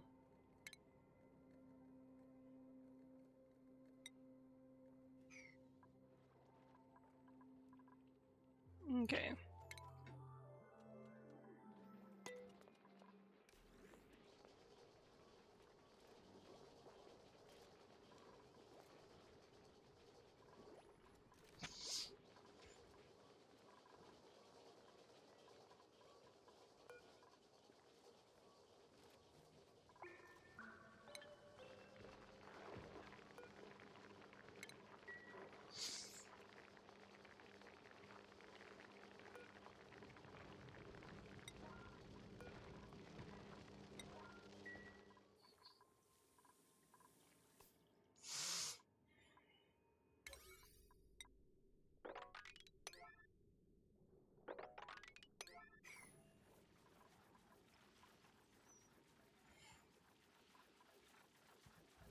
What the fuck is that?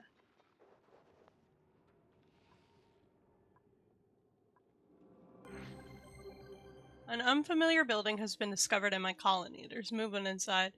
Whoever the inhabitant is, they seem wary of us.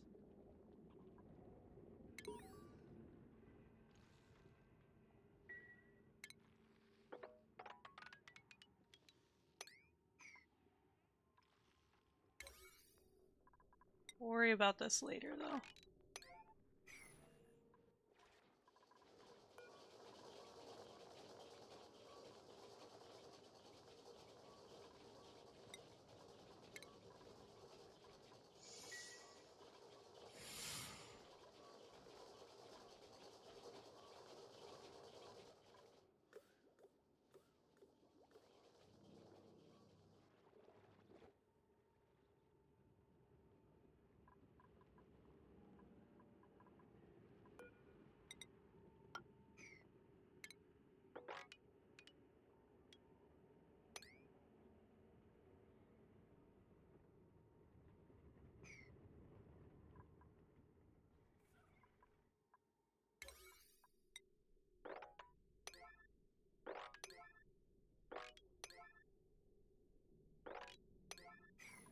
Alright, now that's more important. And I also don't actually need them to focus on these.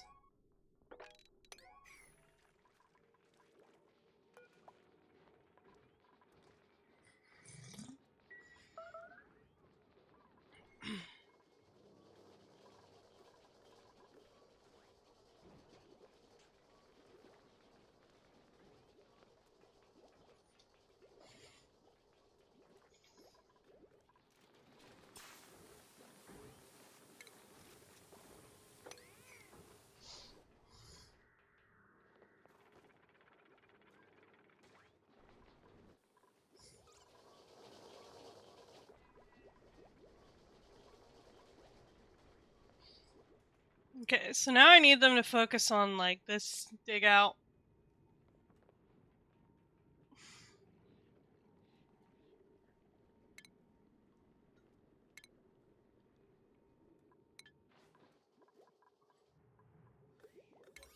And on this.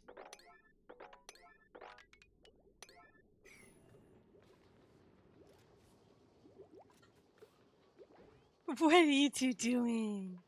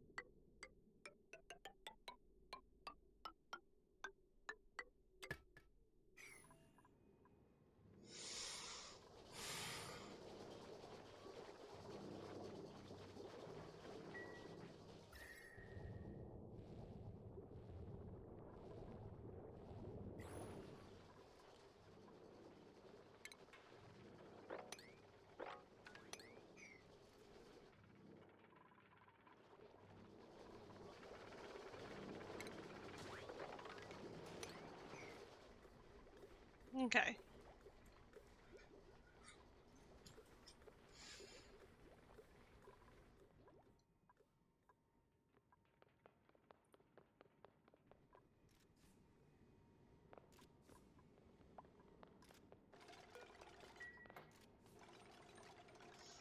Good boy, Loki.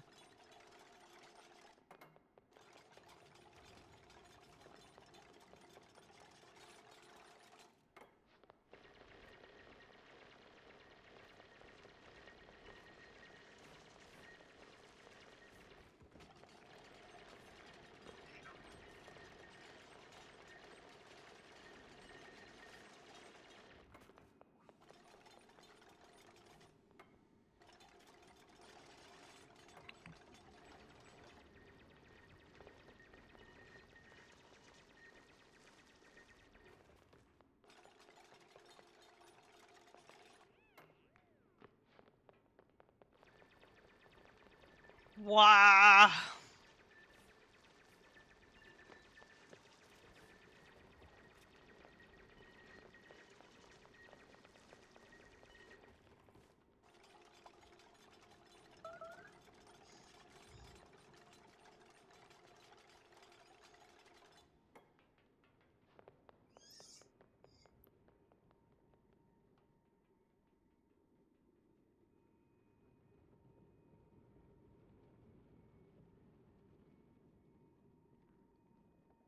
Is it downtime? What the fuck happened?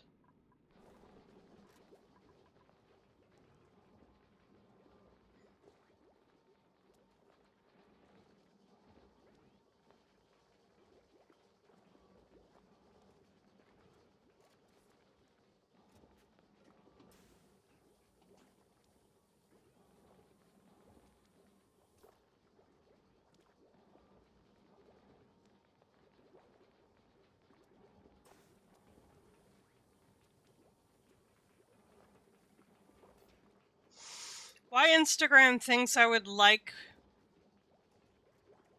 content about people disparaging reading like that? I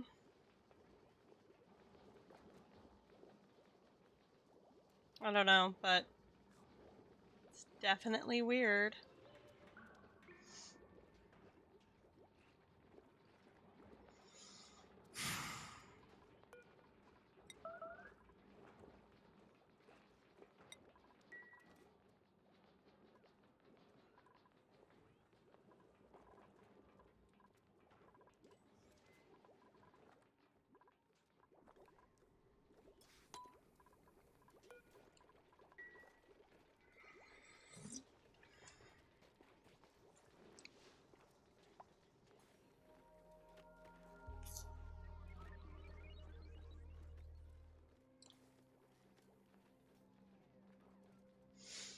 Got cold, she said I'm headed straight into the fire.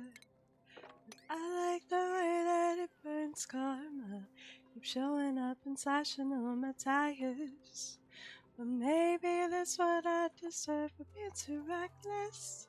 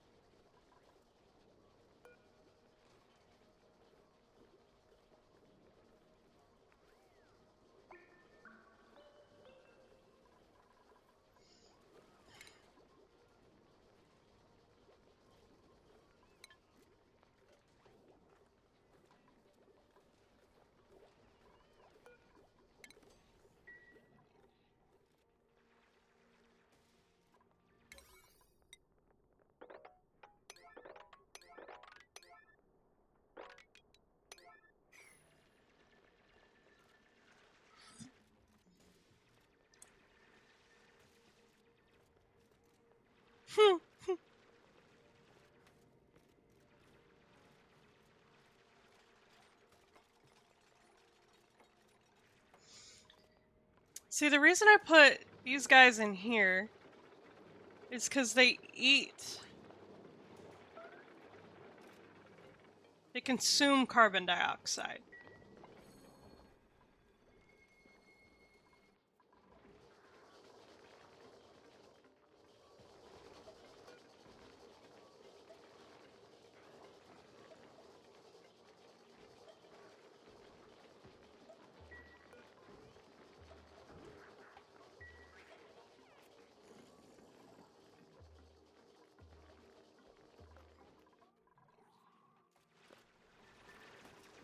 I know, you guys are about to get fresh oxygen, so don't panic.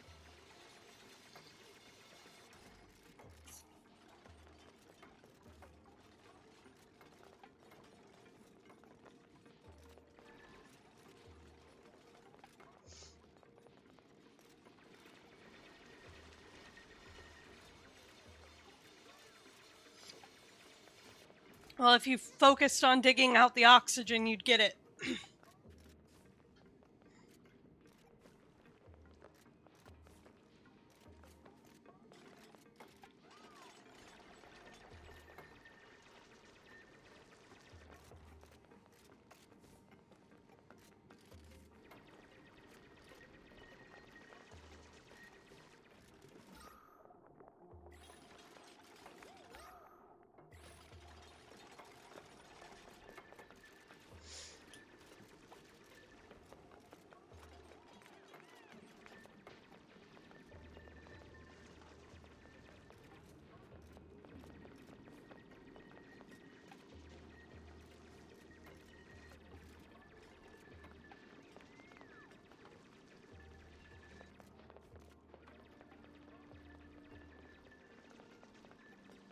See, Abe gets it. Abe doesn't even have a hat.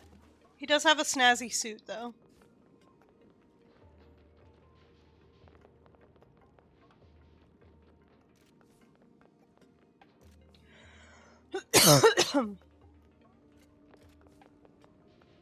Hi, Ivar. Where are you going?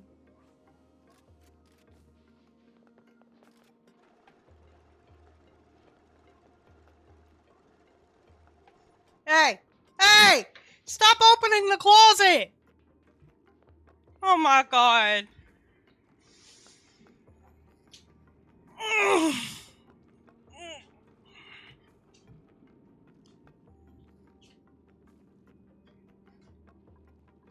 Hey! That's what I thought. Get back down there. Get back down here and get to work.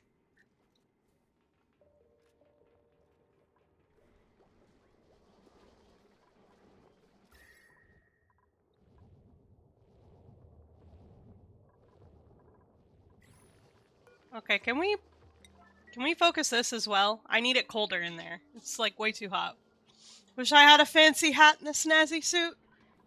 Exactly.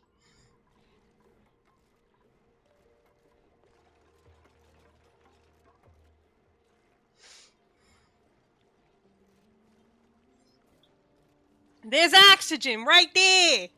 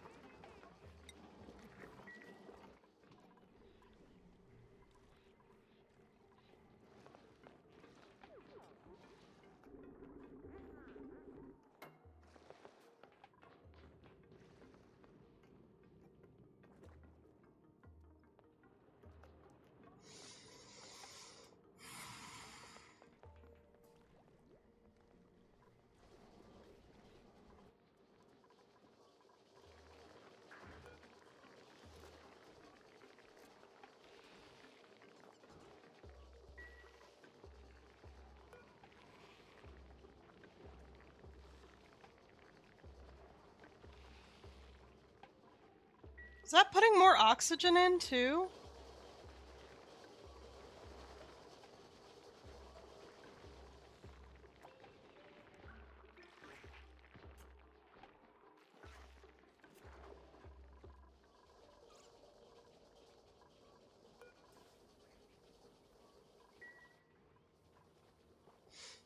Alright, let's speed through.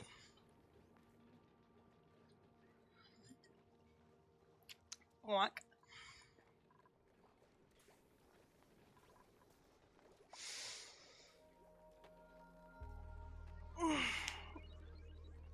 Oh, my back.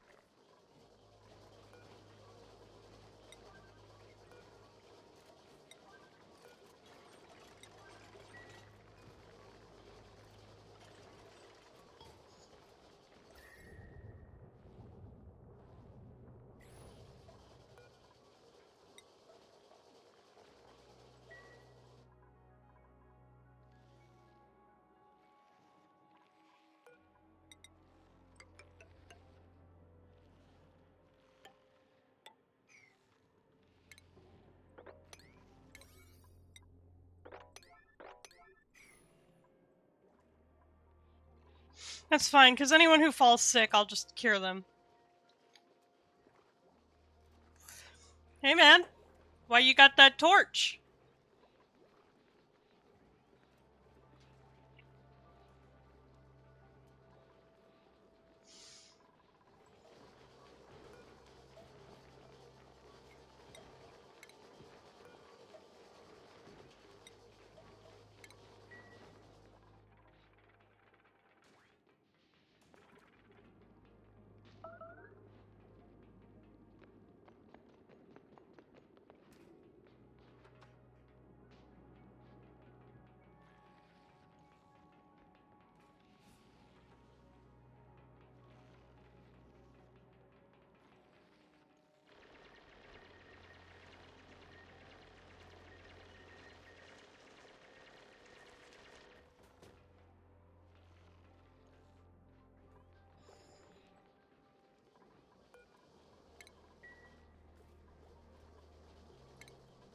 Y'all, this is getting bad.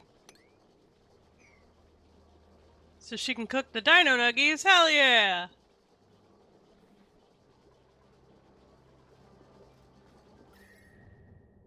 Okay, it's warming up in there. They should be good soon. Slickster.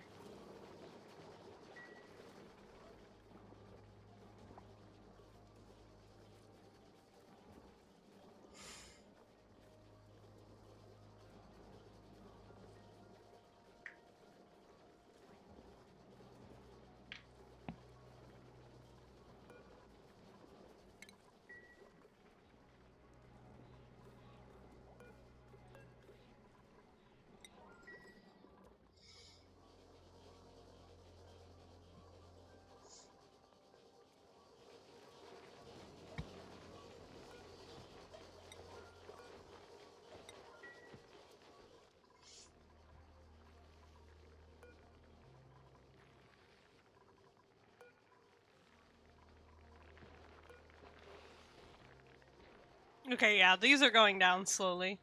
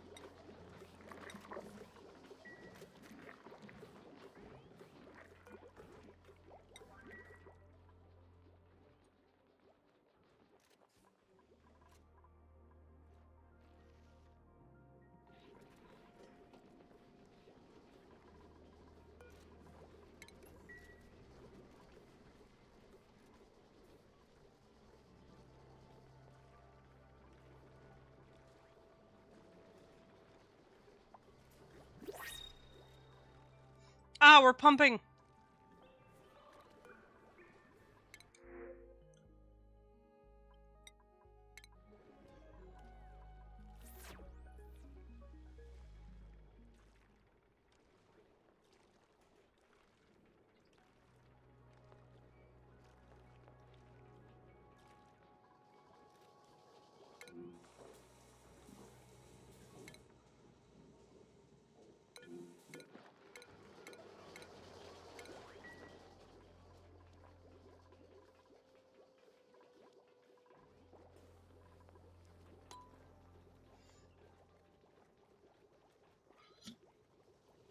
Abuse?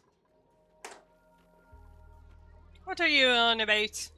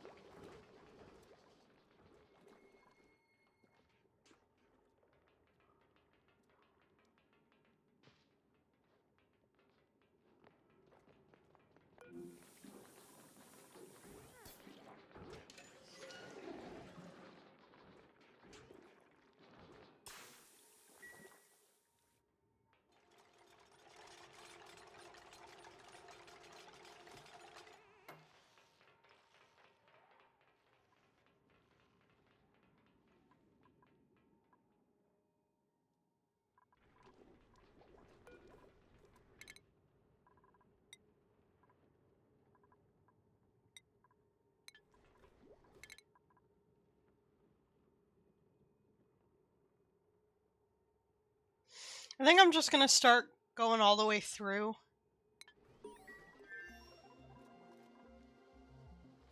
Just top to bottom.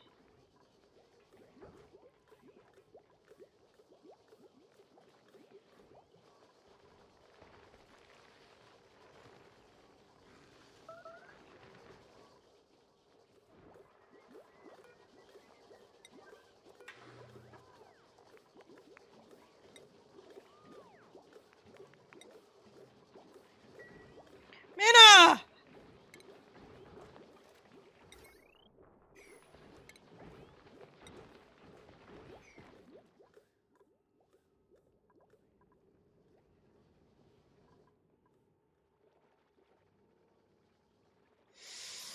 It's been ages, Mina!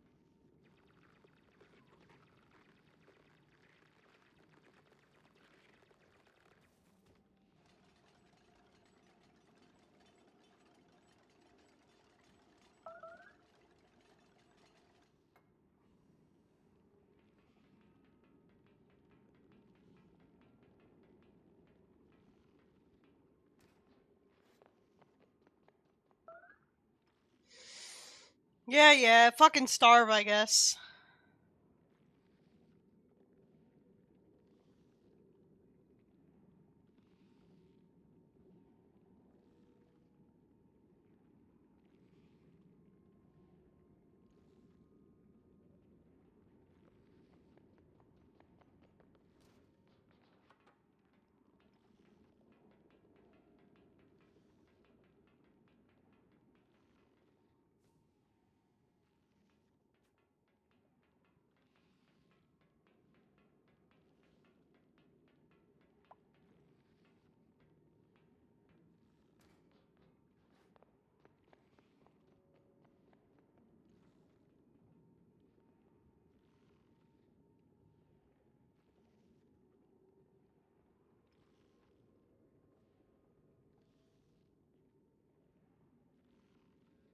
No, I'm talking to my duplicates.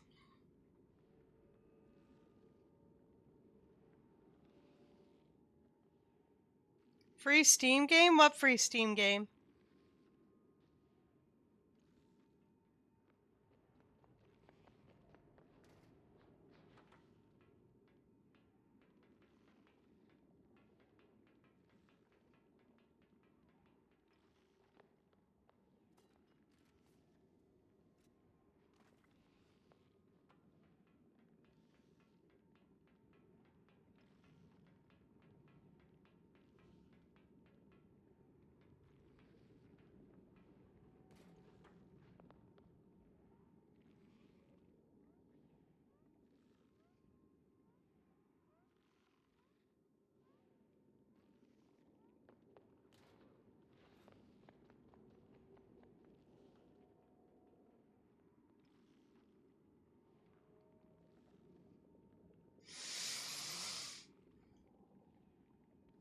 What is that?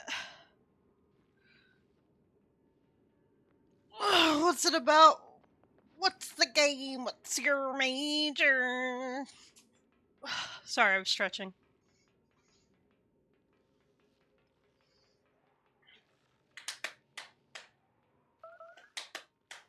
Then starve! Starve!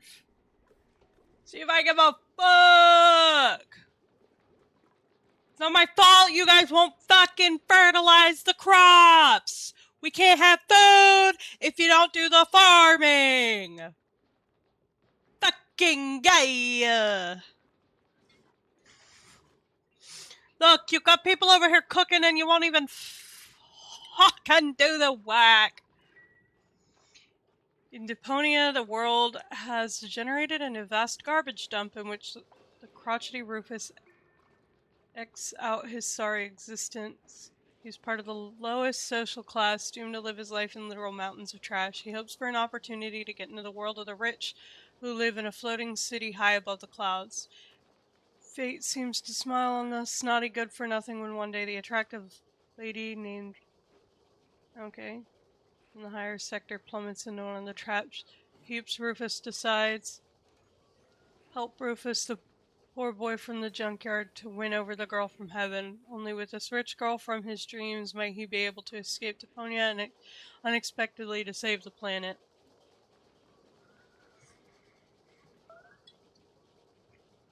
L is for the way you look at me.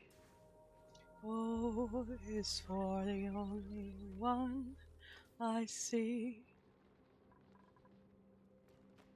V is very, very extraordinary. Sage? Sage?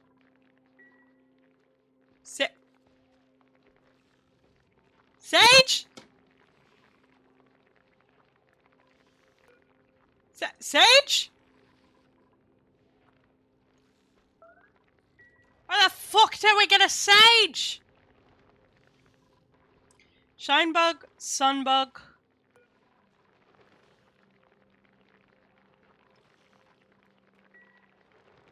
Oh, is for the way you look at me.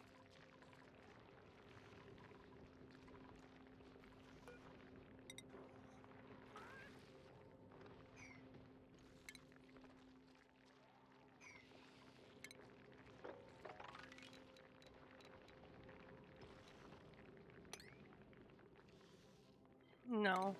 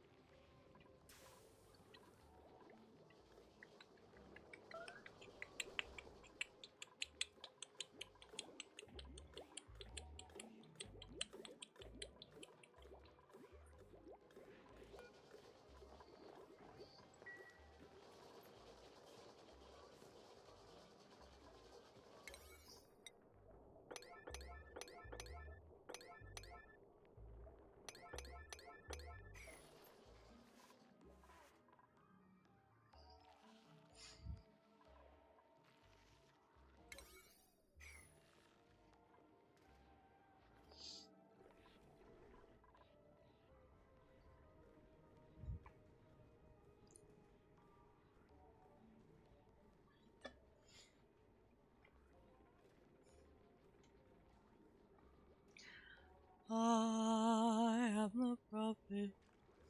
Ah! Oh, he's back!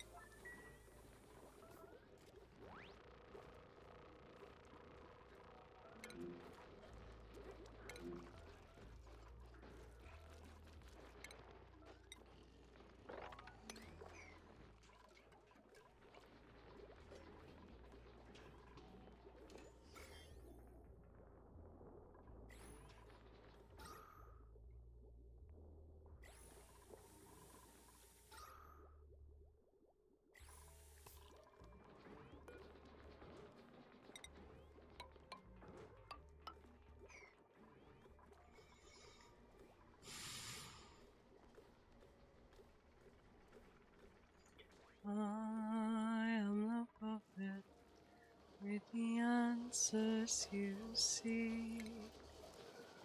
Time I've unlocked it, I see past and future running free. There is a world where I help you get home, but that's not a world I know. I see a song of past romance, I see the sacrifice of man, I see portrayals of betrayal and the brother's final stand. I see you on the brink of death, I see you draw your final breath, I see a man who gates to make it home alive.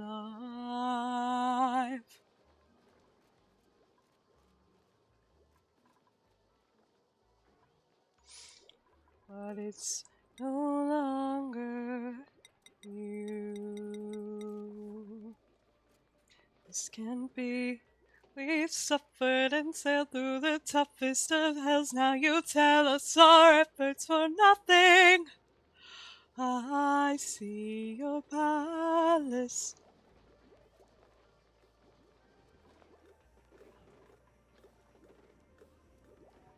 covered in red.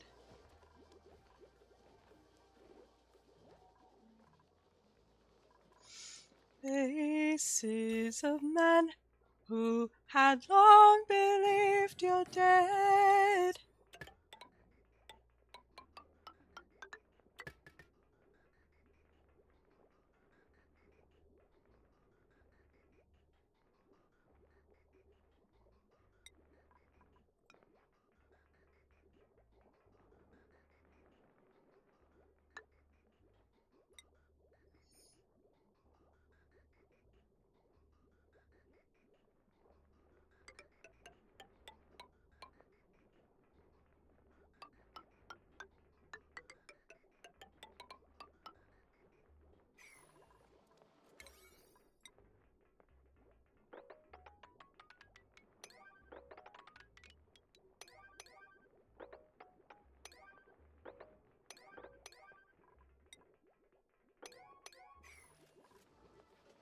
All right.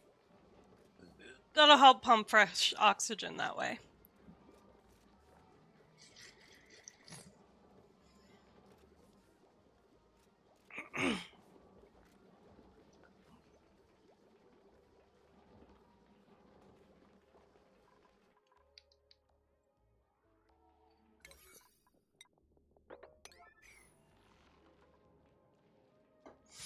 Come on, go get that.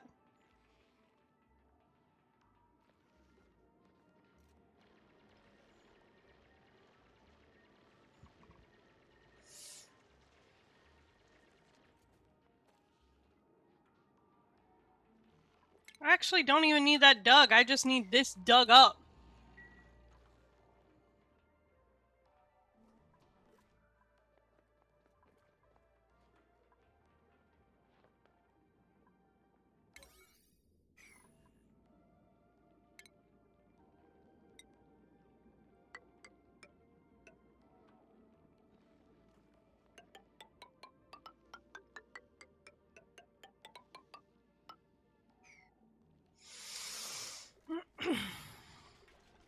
Ow.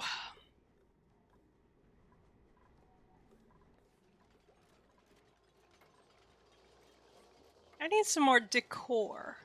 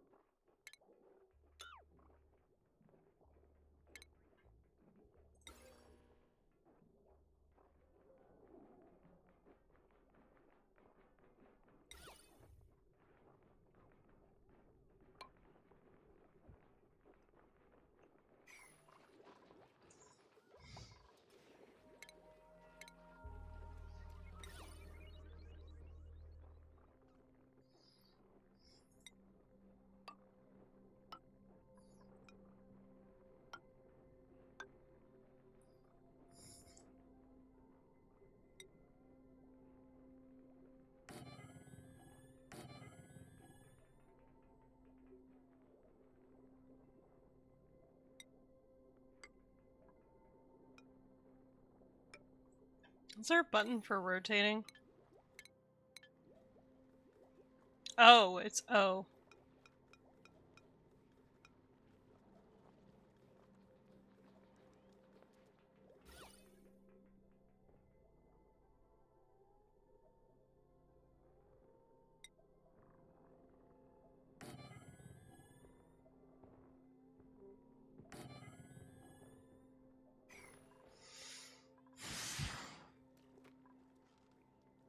Ugh.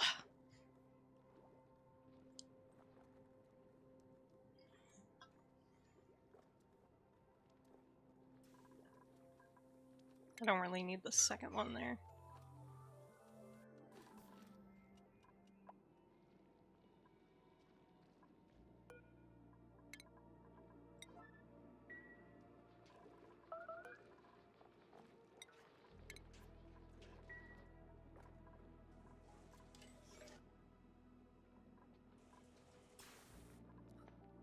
Yeah, I don't think I need to sweep it.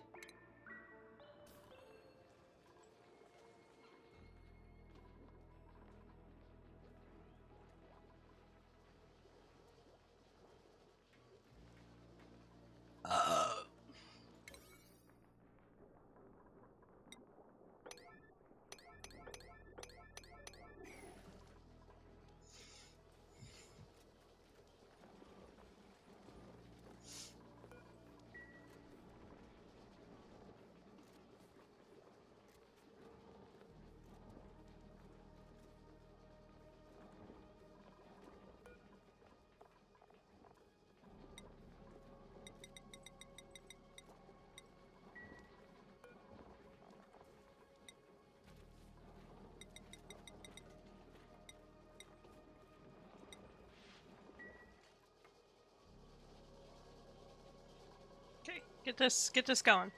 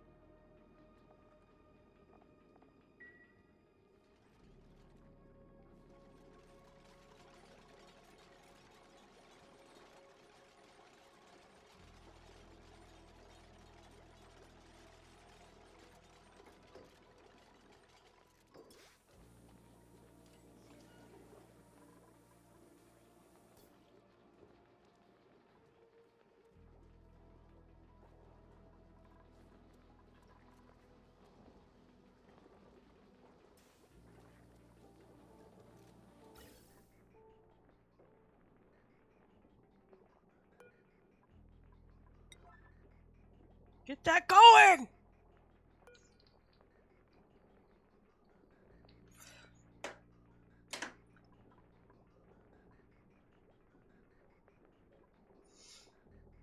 Alright, we're gonna watch it.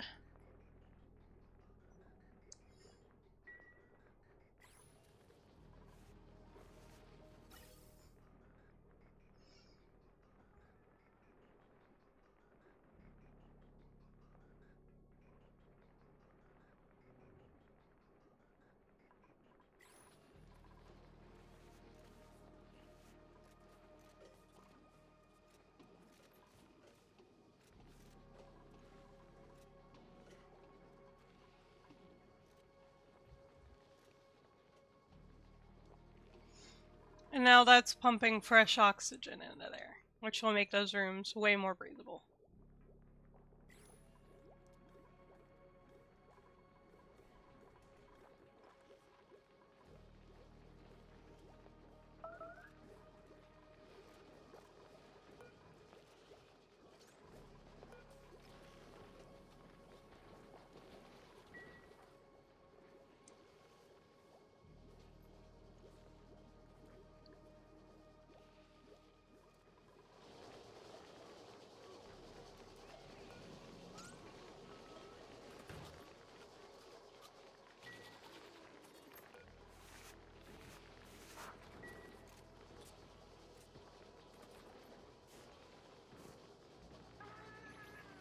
Oh, I can't reach these. Oh, they can't reach these. All right.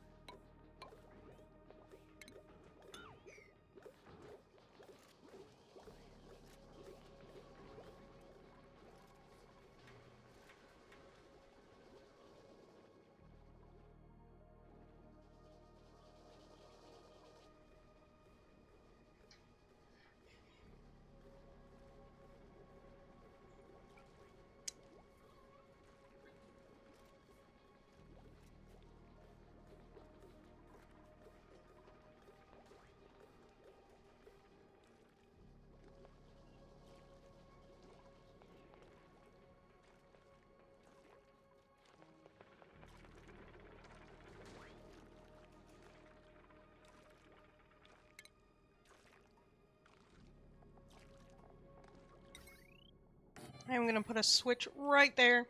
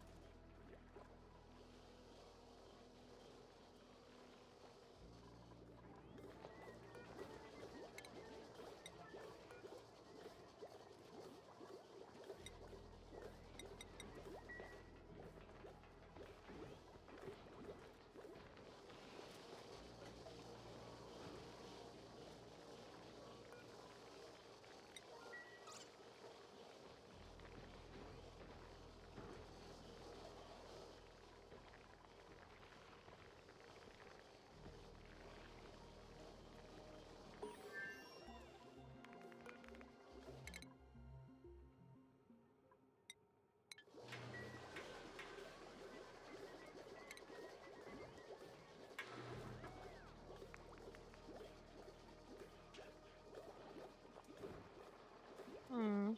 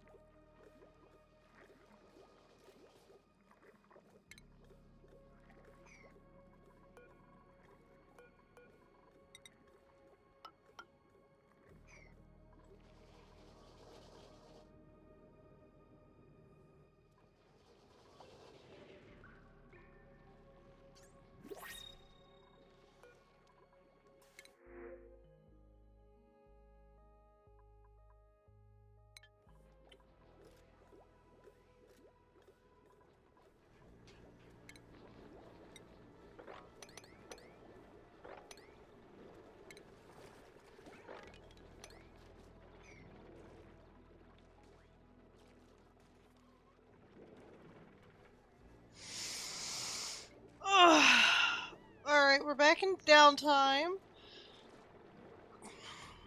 Part of me really just wants to, like, build a massive ladder and fire pole.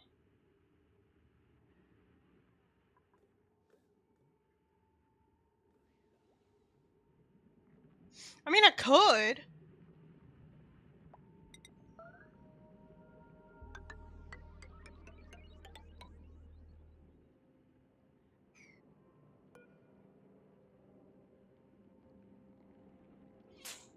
Shit.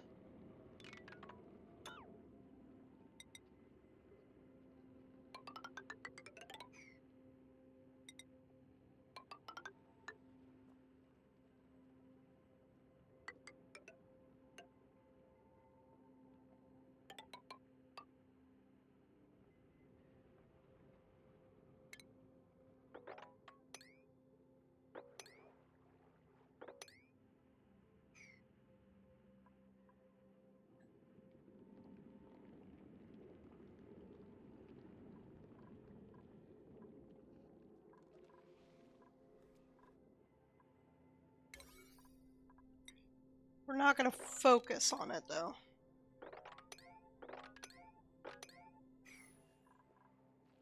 Alright, let's fast forward.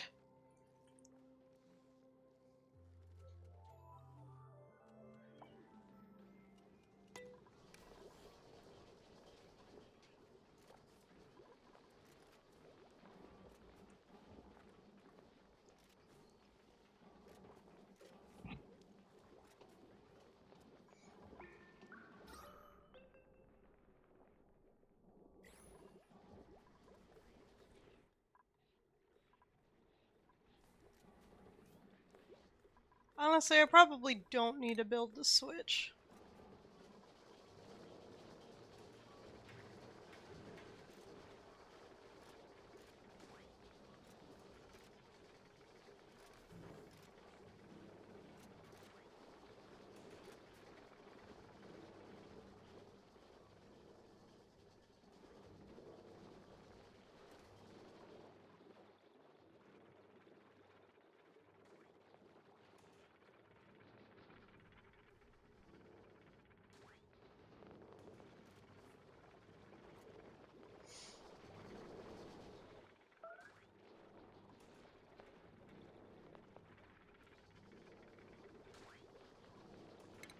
Honestly, I don't need the airlock there.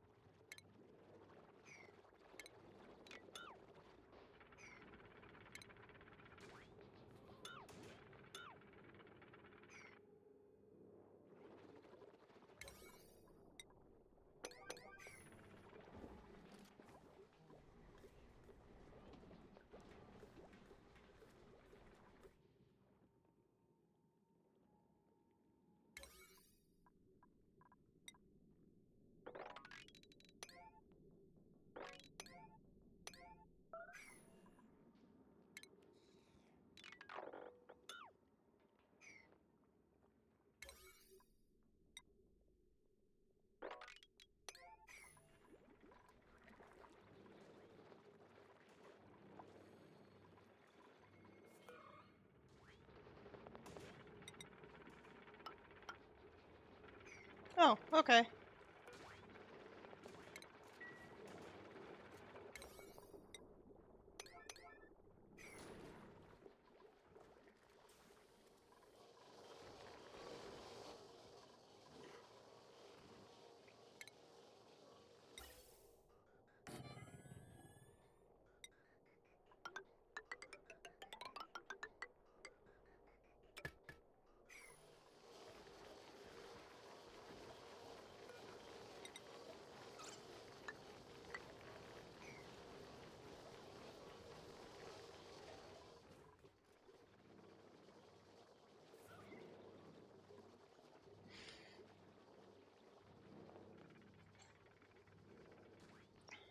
So right now, the only reason this room isn't working as intended is because there's too much pressure.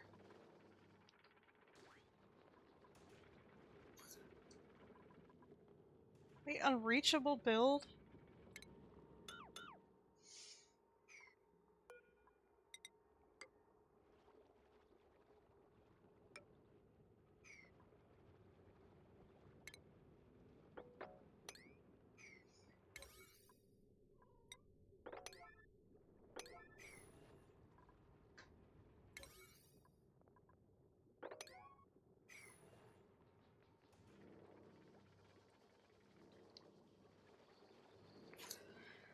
So, what I intend to do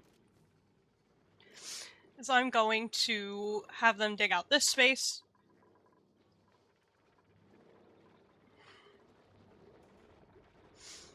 put some tiles here and then dig out this, like, is a 2x2.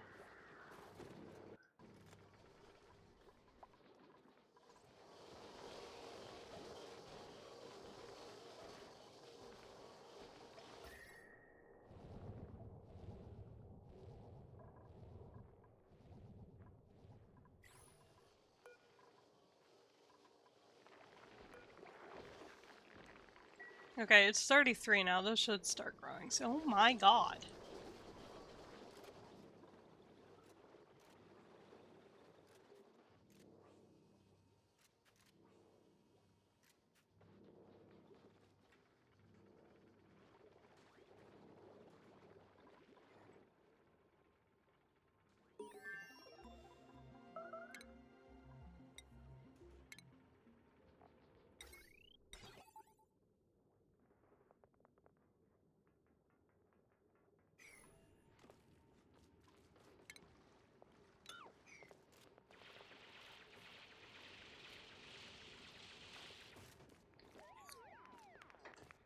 And the water provides a bit of oxygen, which will help clear the room.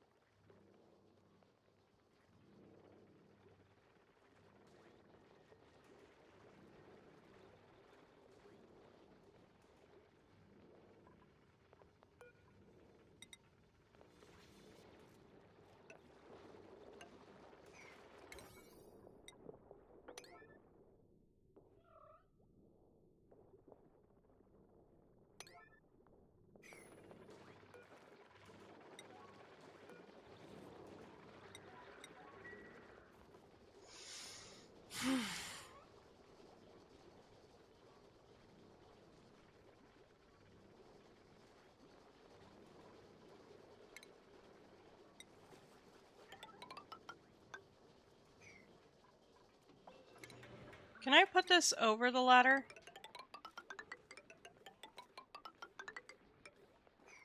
It doesn't connect right.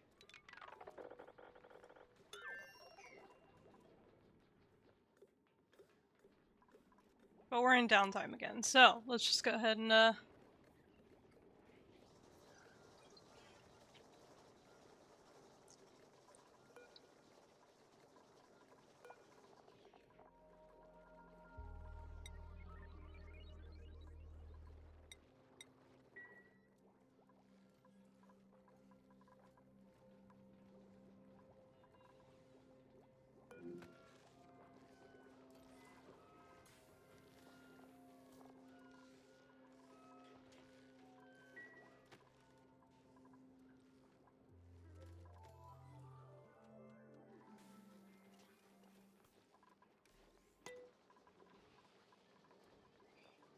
five, 6, 7, 8, 9, 10. Okay, we do have enough.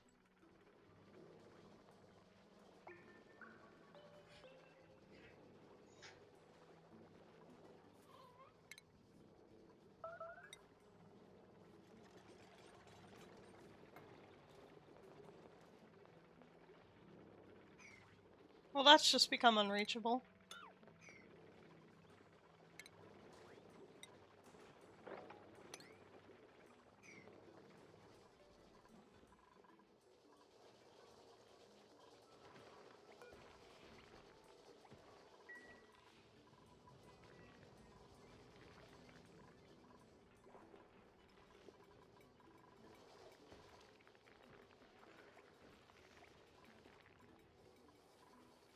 We'll hatch one more shine nymph and then or shine bug, and then...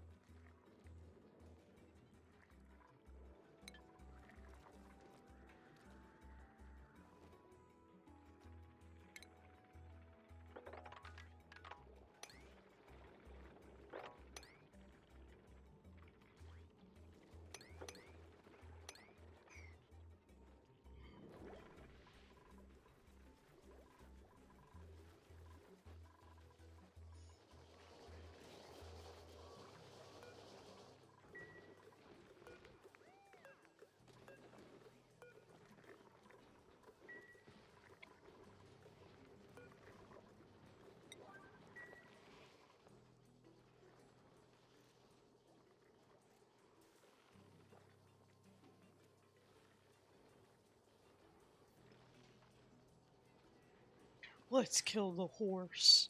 And by that I mean we're going to go kill the 2 critters that we're relocating.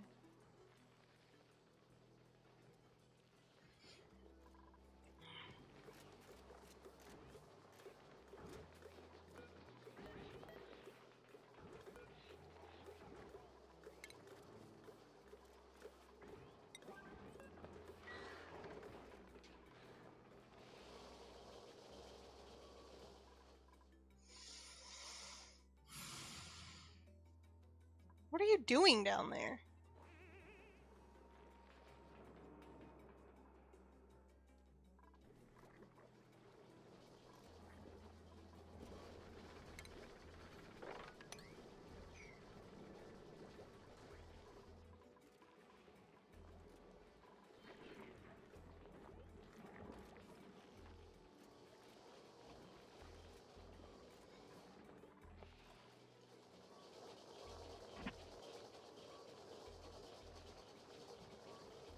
Oh shit, did the elder die?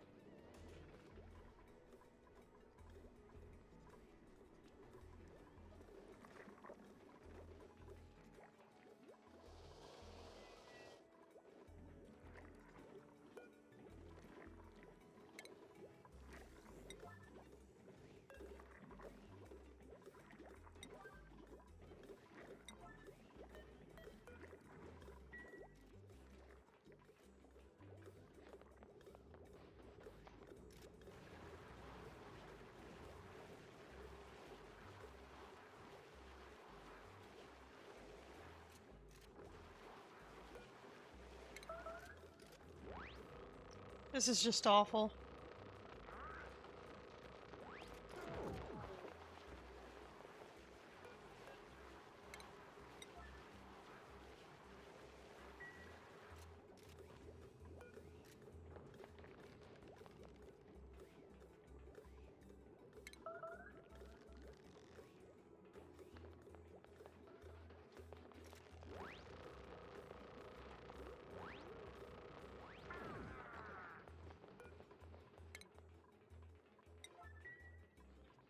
I hate that.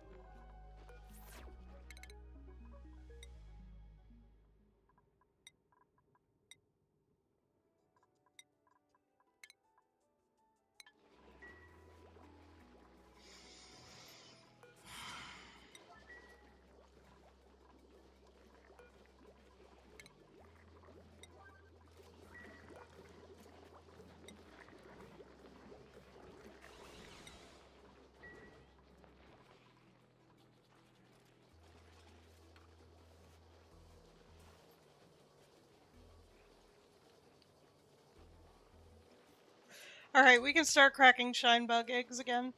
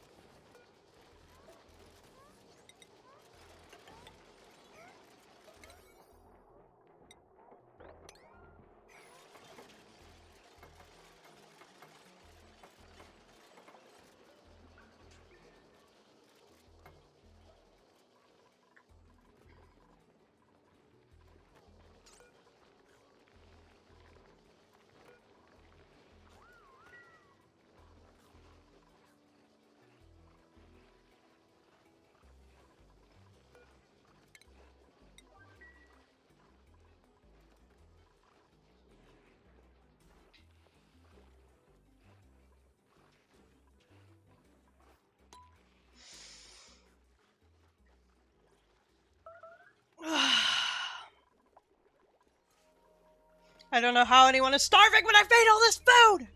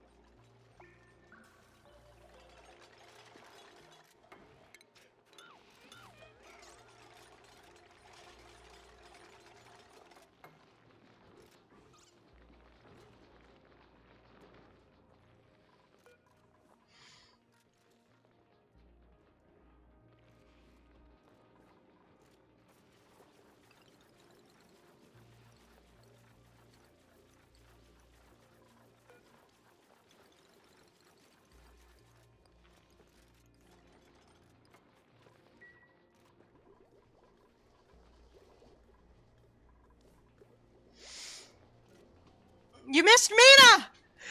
You napped so hard you missed Mina!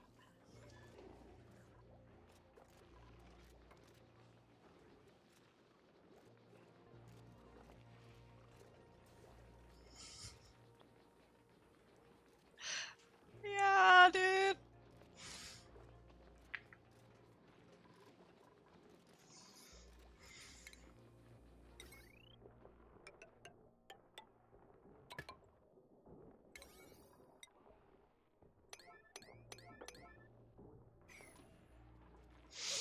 Ugh, it's so unfortunate.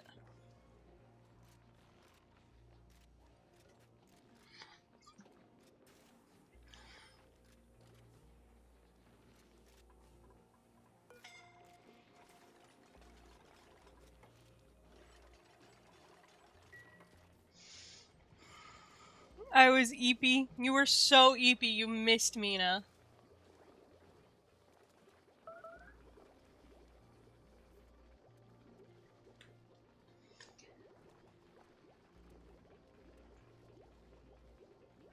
Where did all this fucking water come from?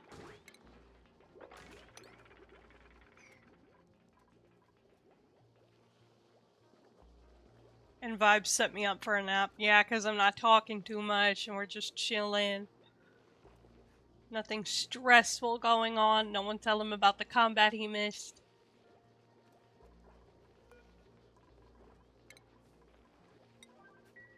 I need more resin. Unreachable build? You know what? Fuck it.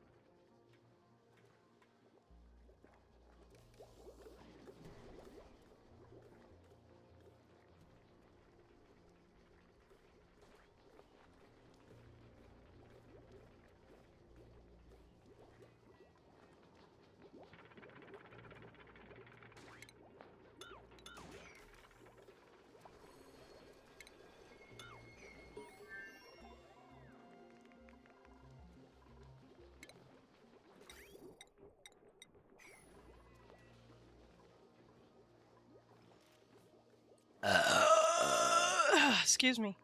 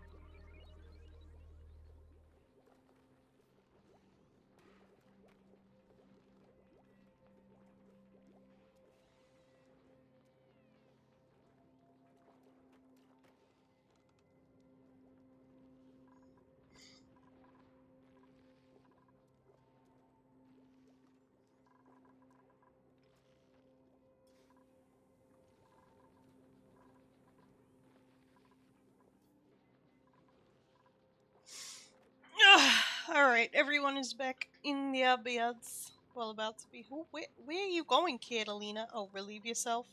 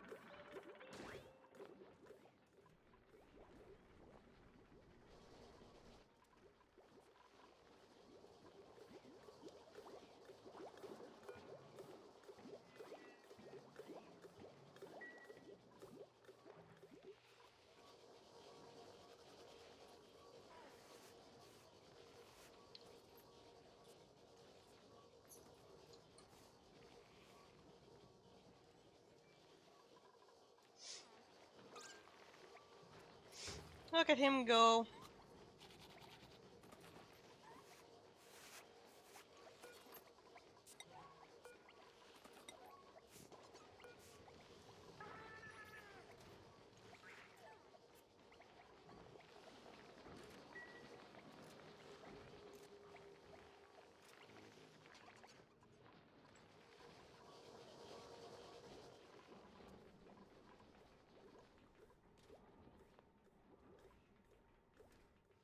Where are you going?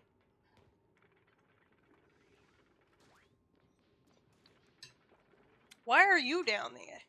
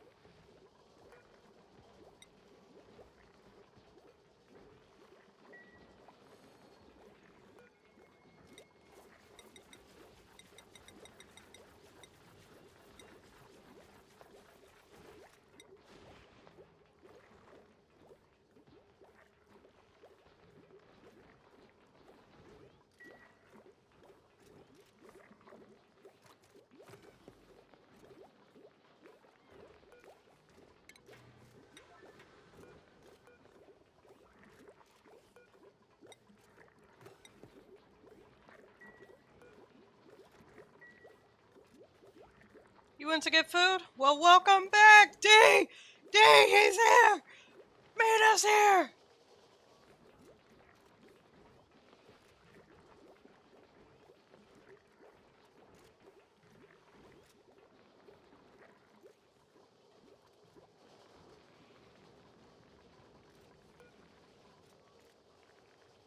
Why is it back to being warm?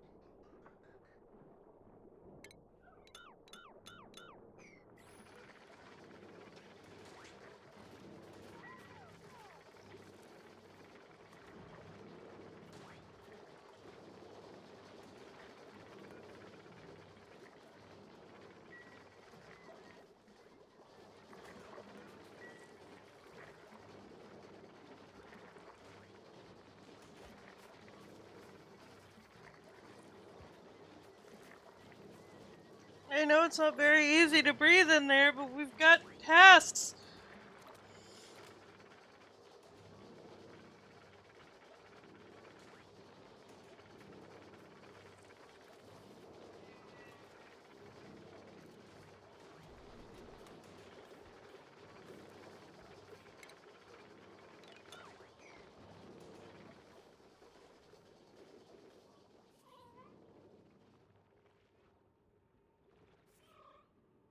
I wish there was a void. Ooh.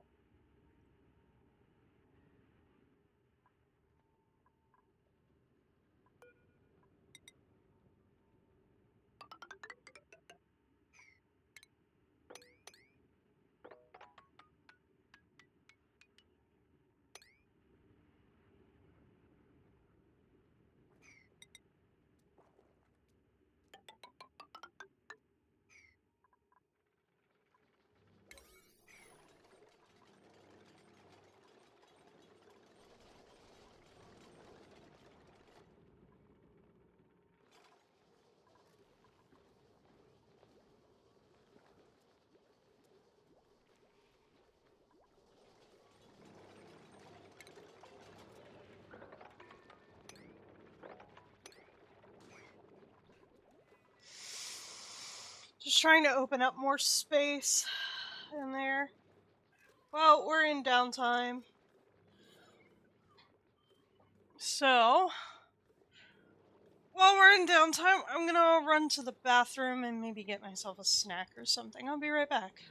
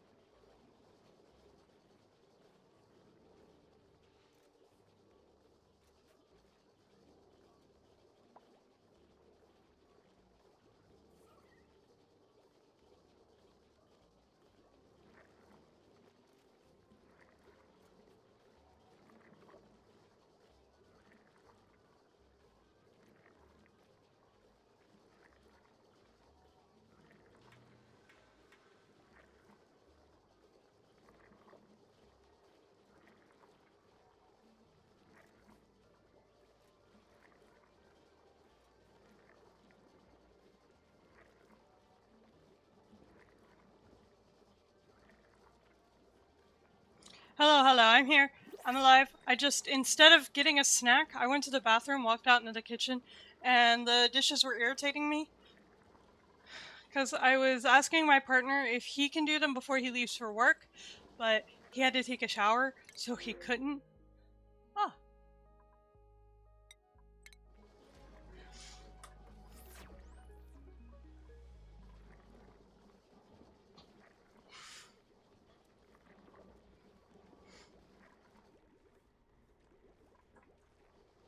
But I walked out there and the dishes were like pissing me off that they were sitting there. And of course, because our AC is broken, all the bugs think this is free range. So having dishes in the sink is like awful, especially right now.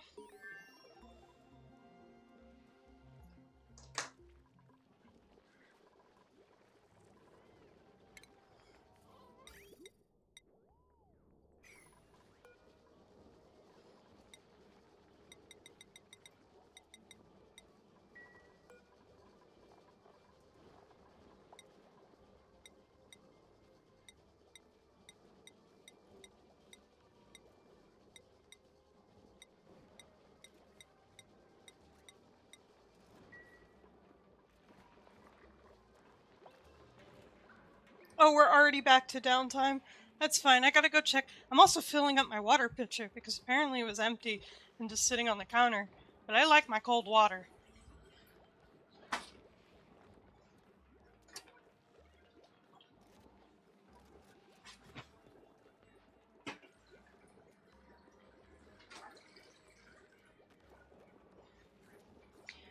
I literally just cleaned all my counters and everything yesterday. Cleaned the stove, cleaned the counters, cleaned the sink, and then I made dinner and now it's a mess again. I don't know if you guys can hear my spray bottle. That's like, hi Loki, is the water dirty? Is the water dirty? Let me see. He's just sitting at the bowl. Oh, it's a little dirty. Got some Ivar hair in it, surprisingly. Normally it's Loki hair. How's the other one, speaking of? Yep, full of Loki hair. And also, a Bukwe has made its way over here. I'm sorry, I know, Loki. I just sprayed your mat down. I'll rinse it off, don't worry. Where the fuck did you come from? There you go, Loki. Want a bug snack? Second bug just showed up out of nowhere. Alright. Water.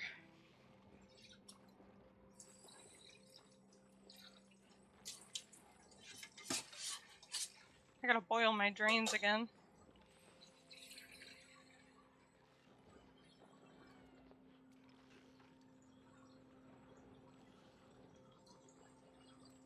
This might need a little bit of scrubbing.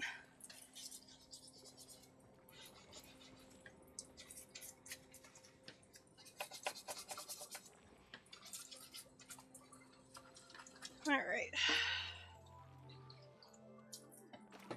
There we go.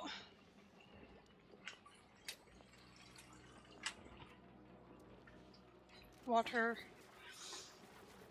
Fridge. The good news is I don't really have to... How the fuck did a coffee ground get in here? Okay. Water. Let me rinse this. These don't even really need to be refilled. Over here tricking me, thinking they're empty. They're not. Rinse Loki's food mat. Actually, I'm gonna do more than rinse it. He can just deal with not having a food mat for a little bit.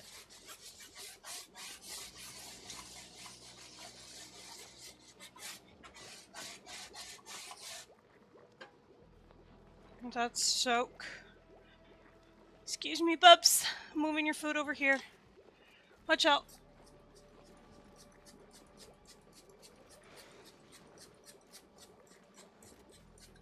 I know, you don't like the spray.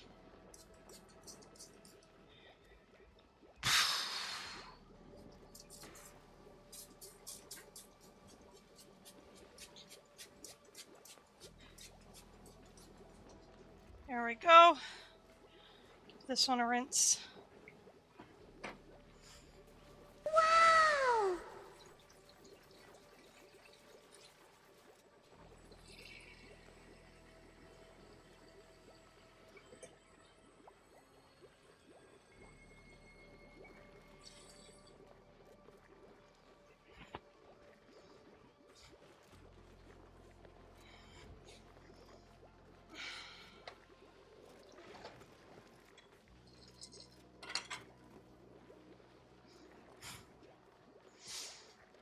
Okay. Whoop. Almost forgot drink. Anyone curious about the spray? Cleaning ASMR. Cold water is best water. Exactly. The spray is a rosemary and mint oil mixed with Fabuloso and hot water.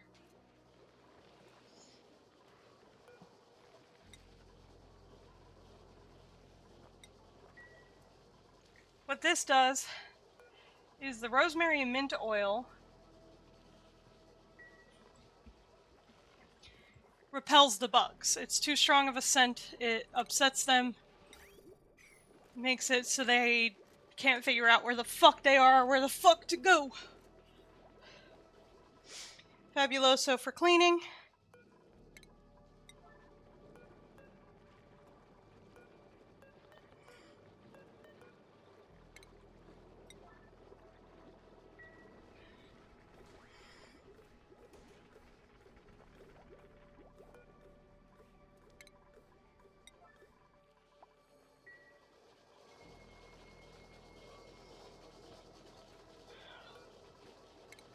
And that spray, I make it regularly because I was using my vinegar spray, but then we were having problems with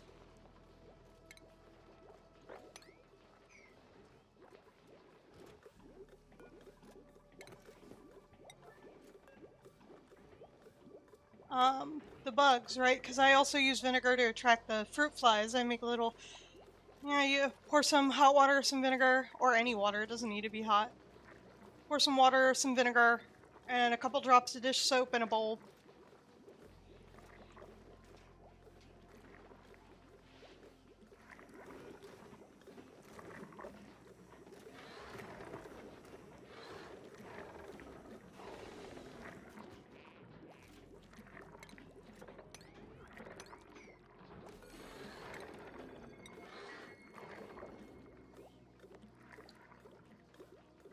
It's making plastic.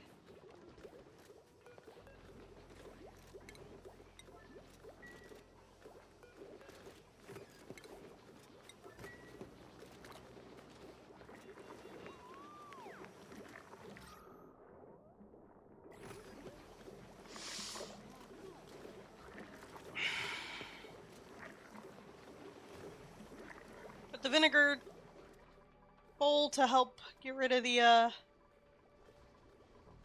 the fruit flies because they hop in and they die. So I couldn't use vinegar as my cleaning base anymore. And I use vinegar because it's safe to use around the cats.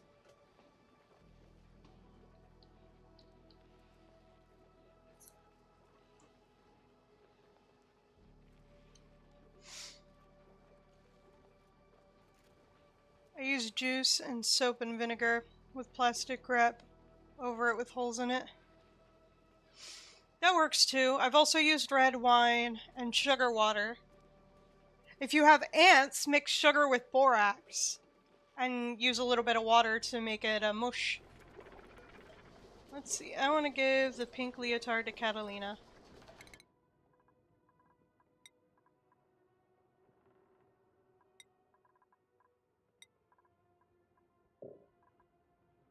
Oh, you don't actually like anything else.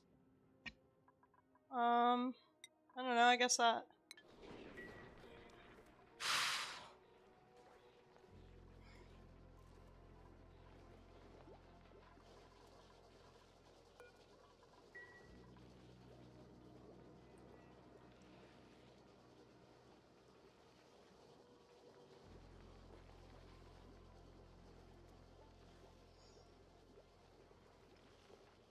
Ugh.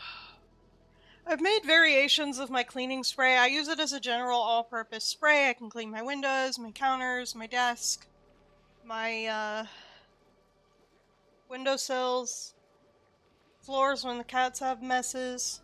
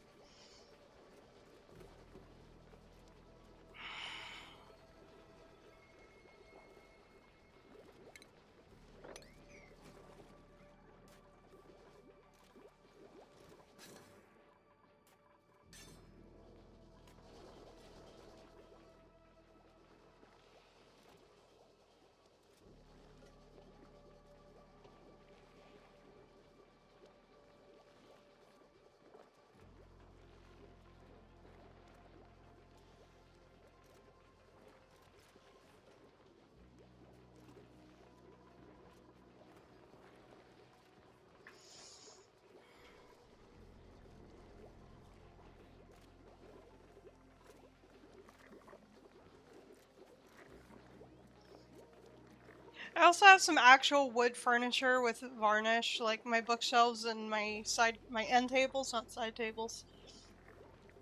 Which I do not use my end tables as end tables. I've got one in here, and it holds a lamp and various knickknacks. And the other one, it's kind of an end table.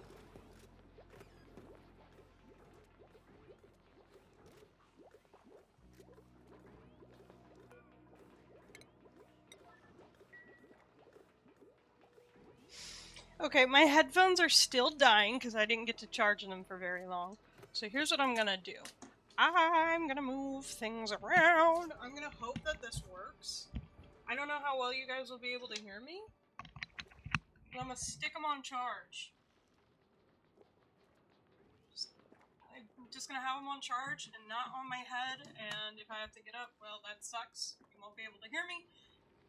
But you guys should be able to hear me still now. Hopefully.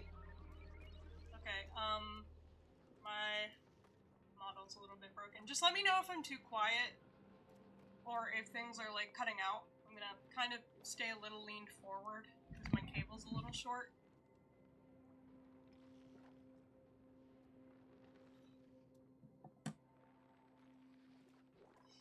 Typically, I charge them overnight over on my partner's desk, but he needed the cable for something last night, so. Why is there food out? Why did you guys bring them to the table and not fucking eat them?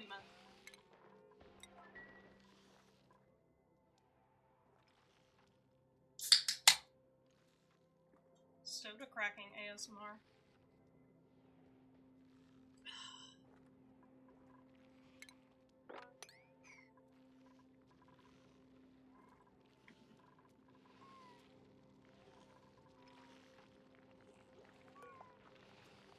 Okay, that's at 42. That's at 10. That's at 77.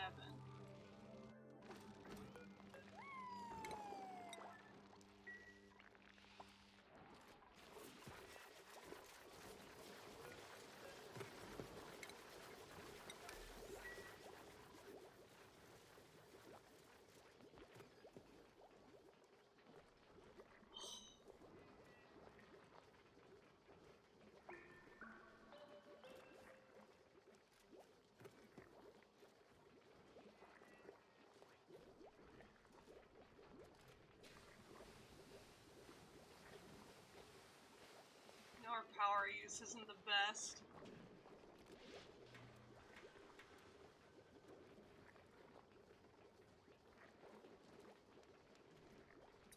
Plant husk?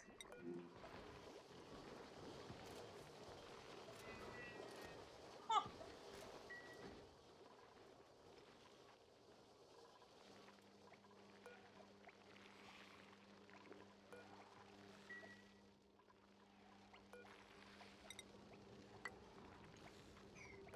I don't think I have another Weezewort seed.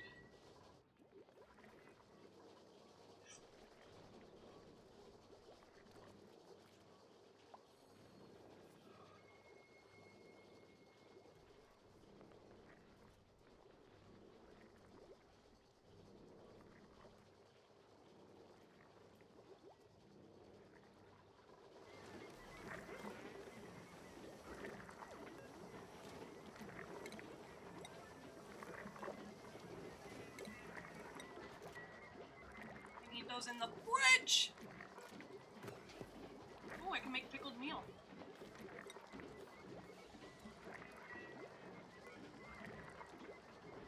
Okay, lice loaf is 1,700. How much is pickled?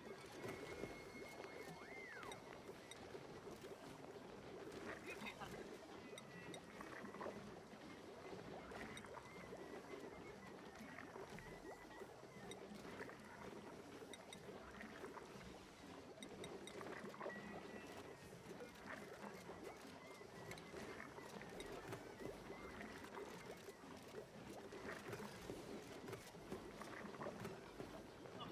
Temporary crown.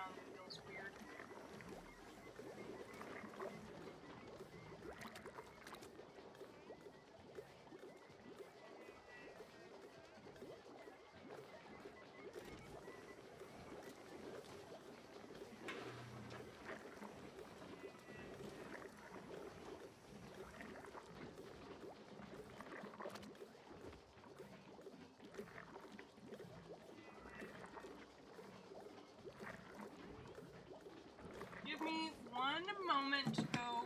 Ugh, fucking cat hair everywhere. Goddamn.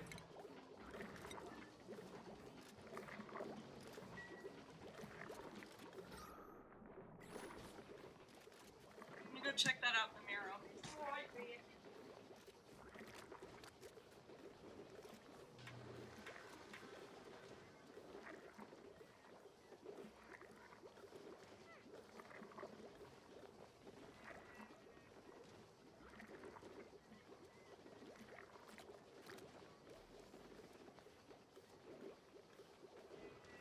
Okay, I don't actually see anything wrong with it, which is good.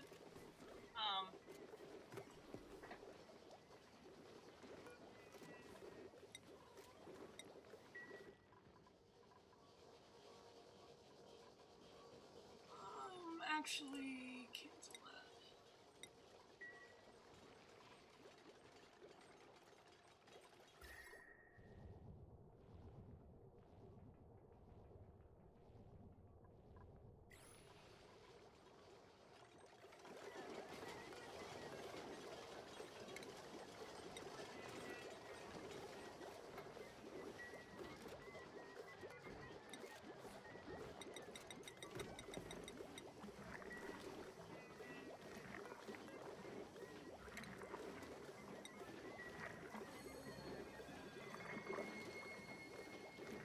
I have to keep a close eye on it, because if it breaks or if it falls off, I have to go to the dentist ASAP to get a new one put on.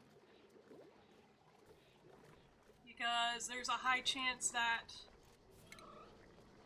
if it breaks, it could irreparably damage the tooth underneath, and I would be fucked over in that instance.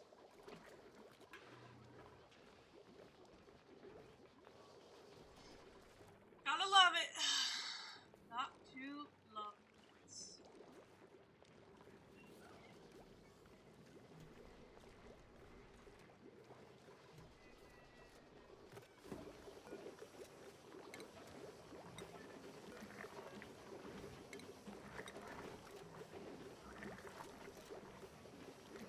Good news is, nobody is starving anymore.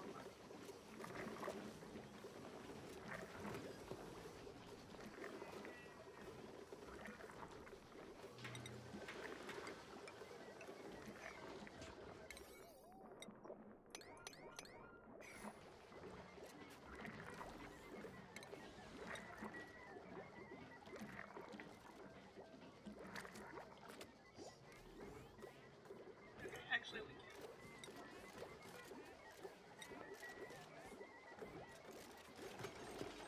I know, you can't breathe.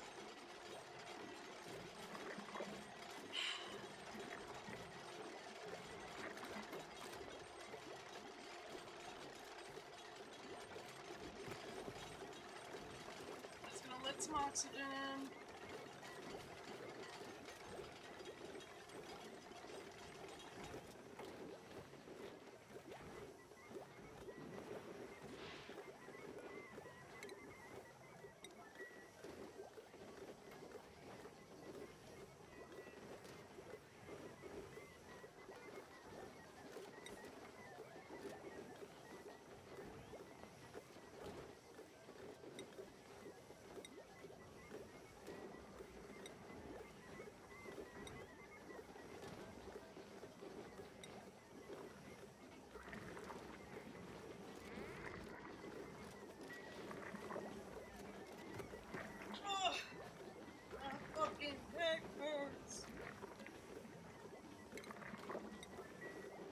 Chat, keeping this colony alive is hard fucking work. Is this not a sweep priority 9?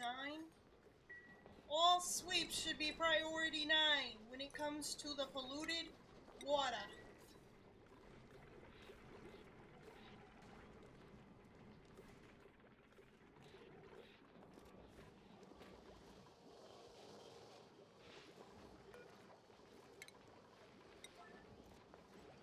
Bye-bye, you heading to work?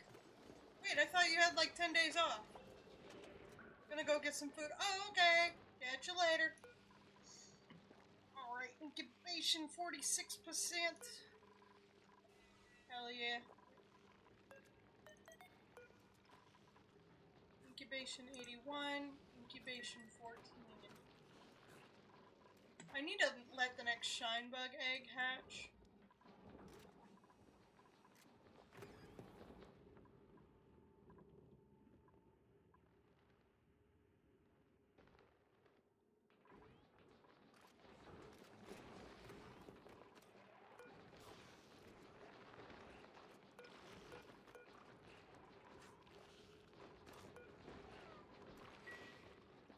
Oh, it's downtime, so they're not powering shit.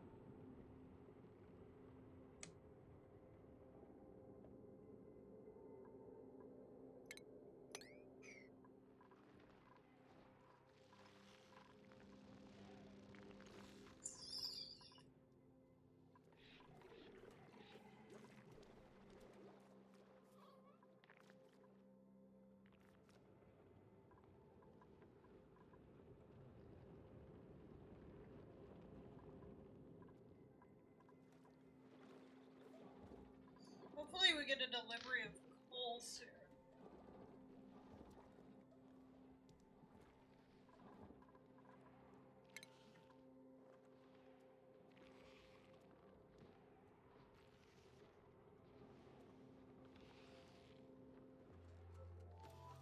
We don't have wood.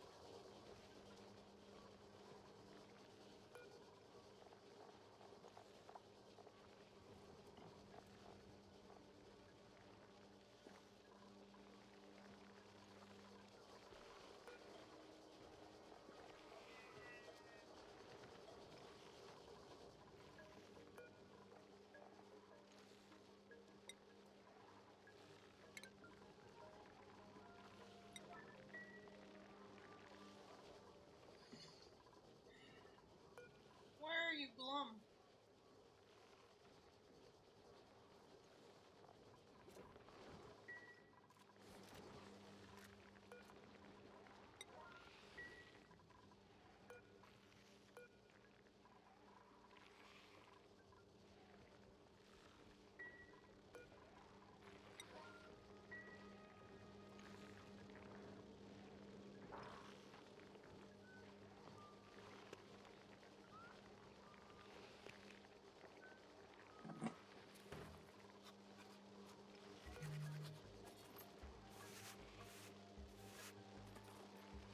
Of course it needs chlorine gas.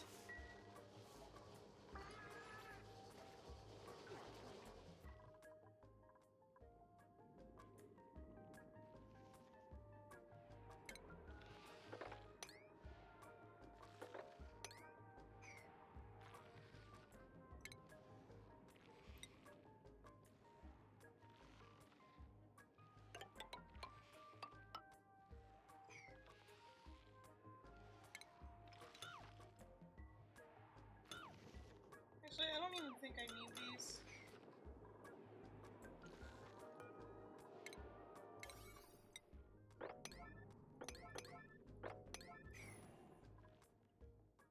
Your spine hurts? Why does your spine hurt?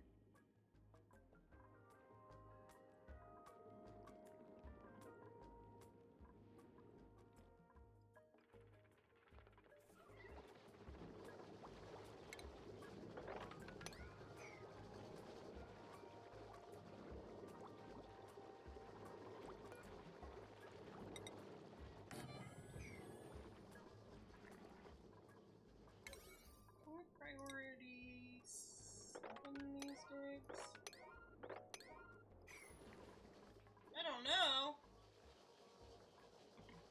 Have you considered just not letting your spine hurt? Just telling it no. Bad spine.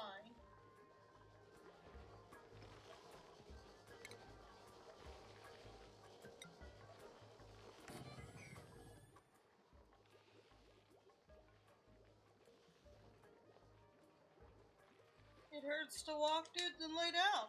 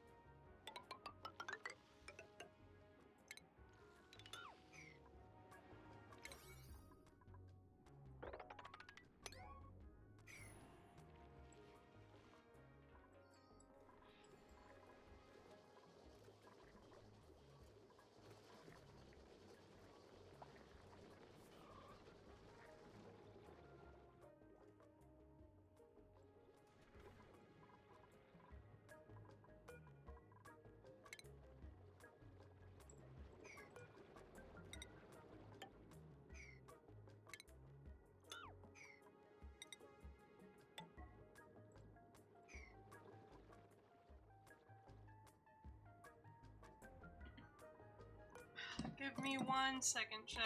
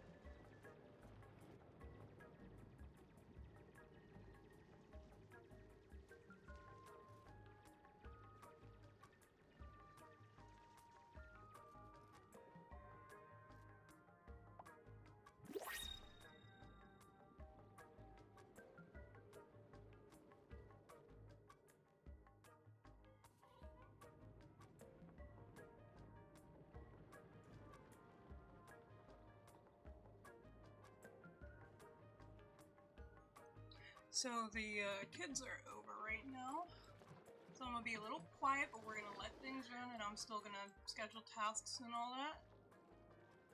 Keep an eye on things, but yeah, I'll be muted.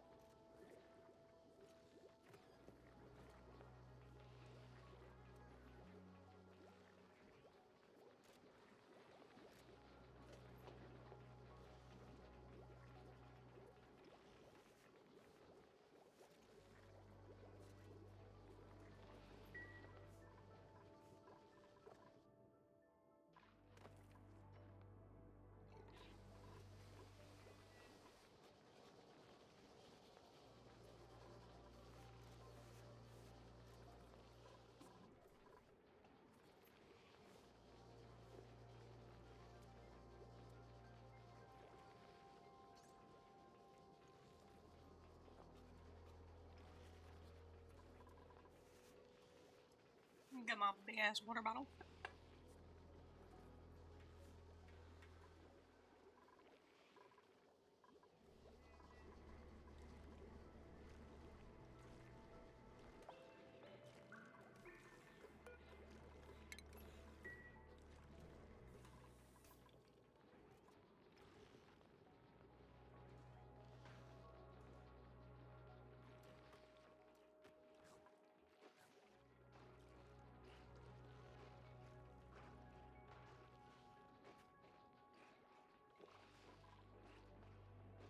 Alright, our cycle is coming to an end, so we shall be ending stream shortly.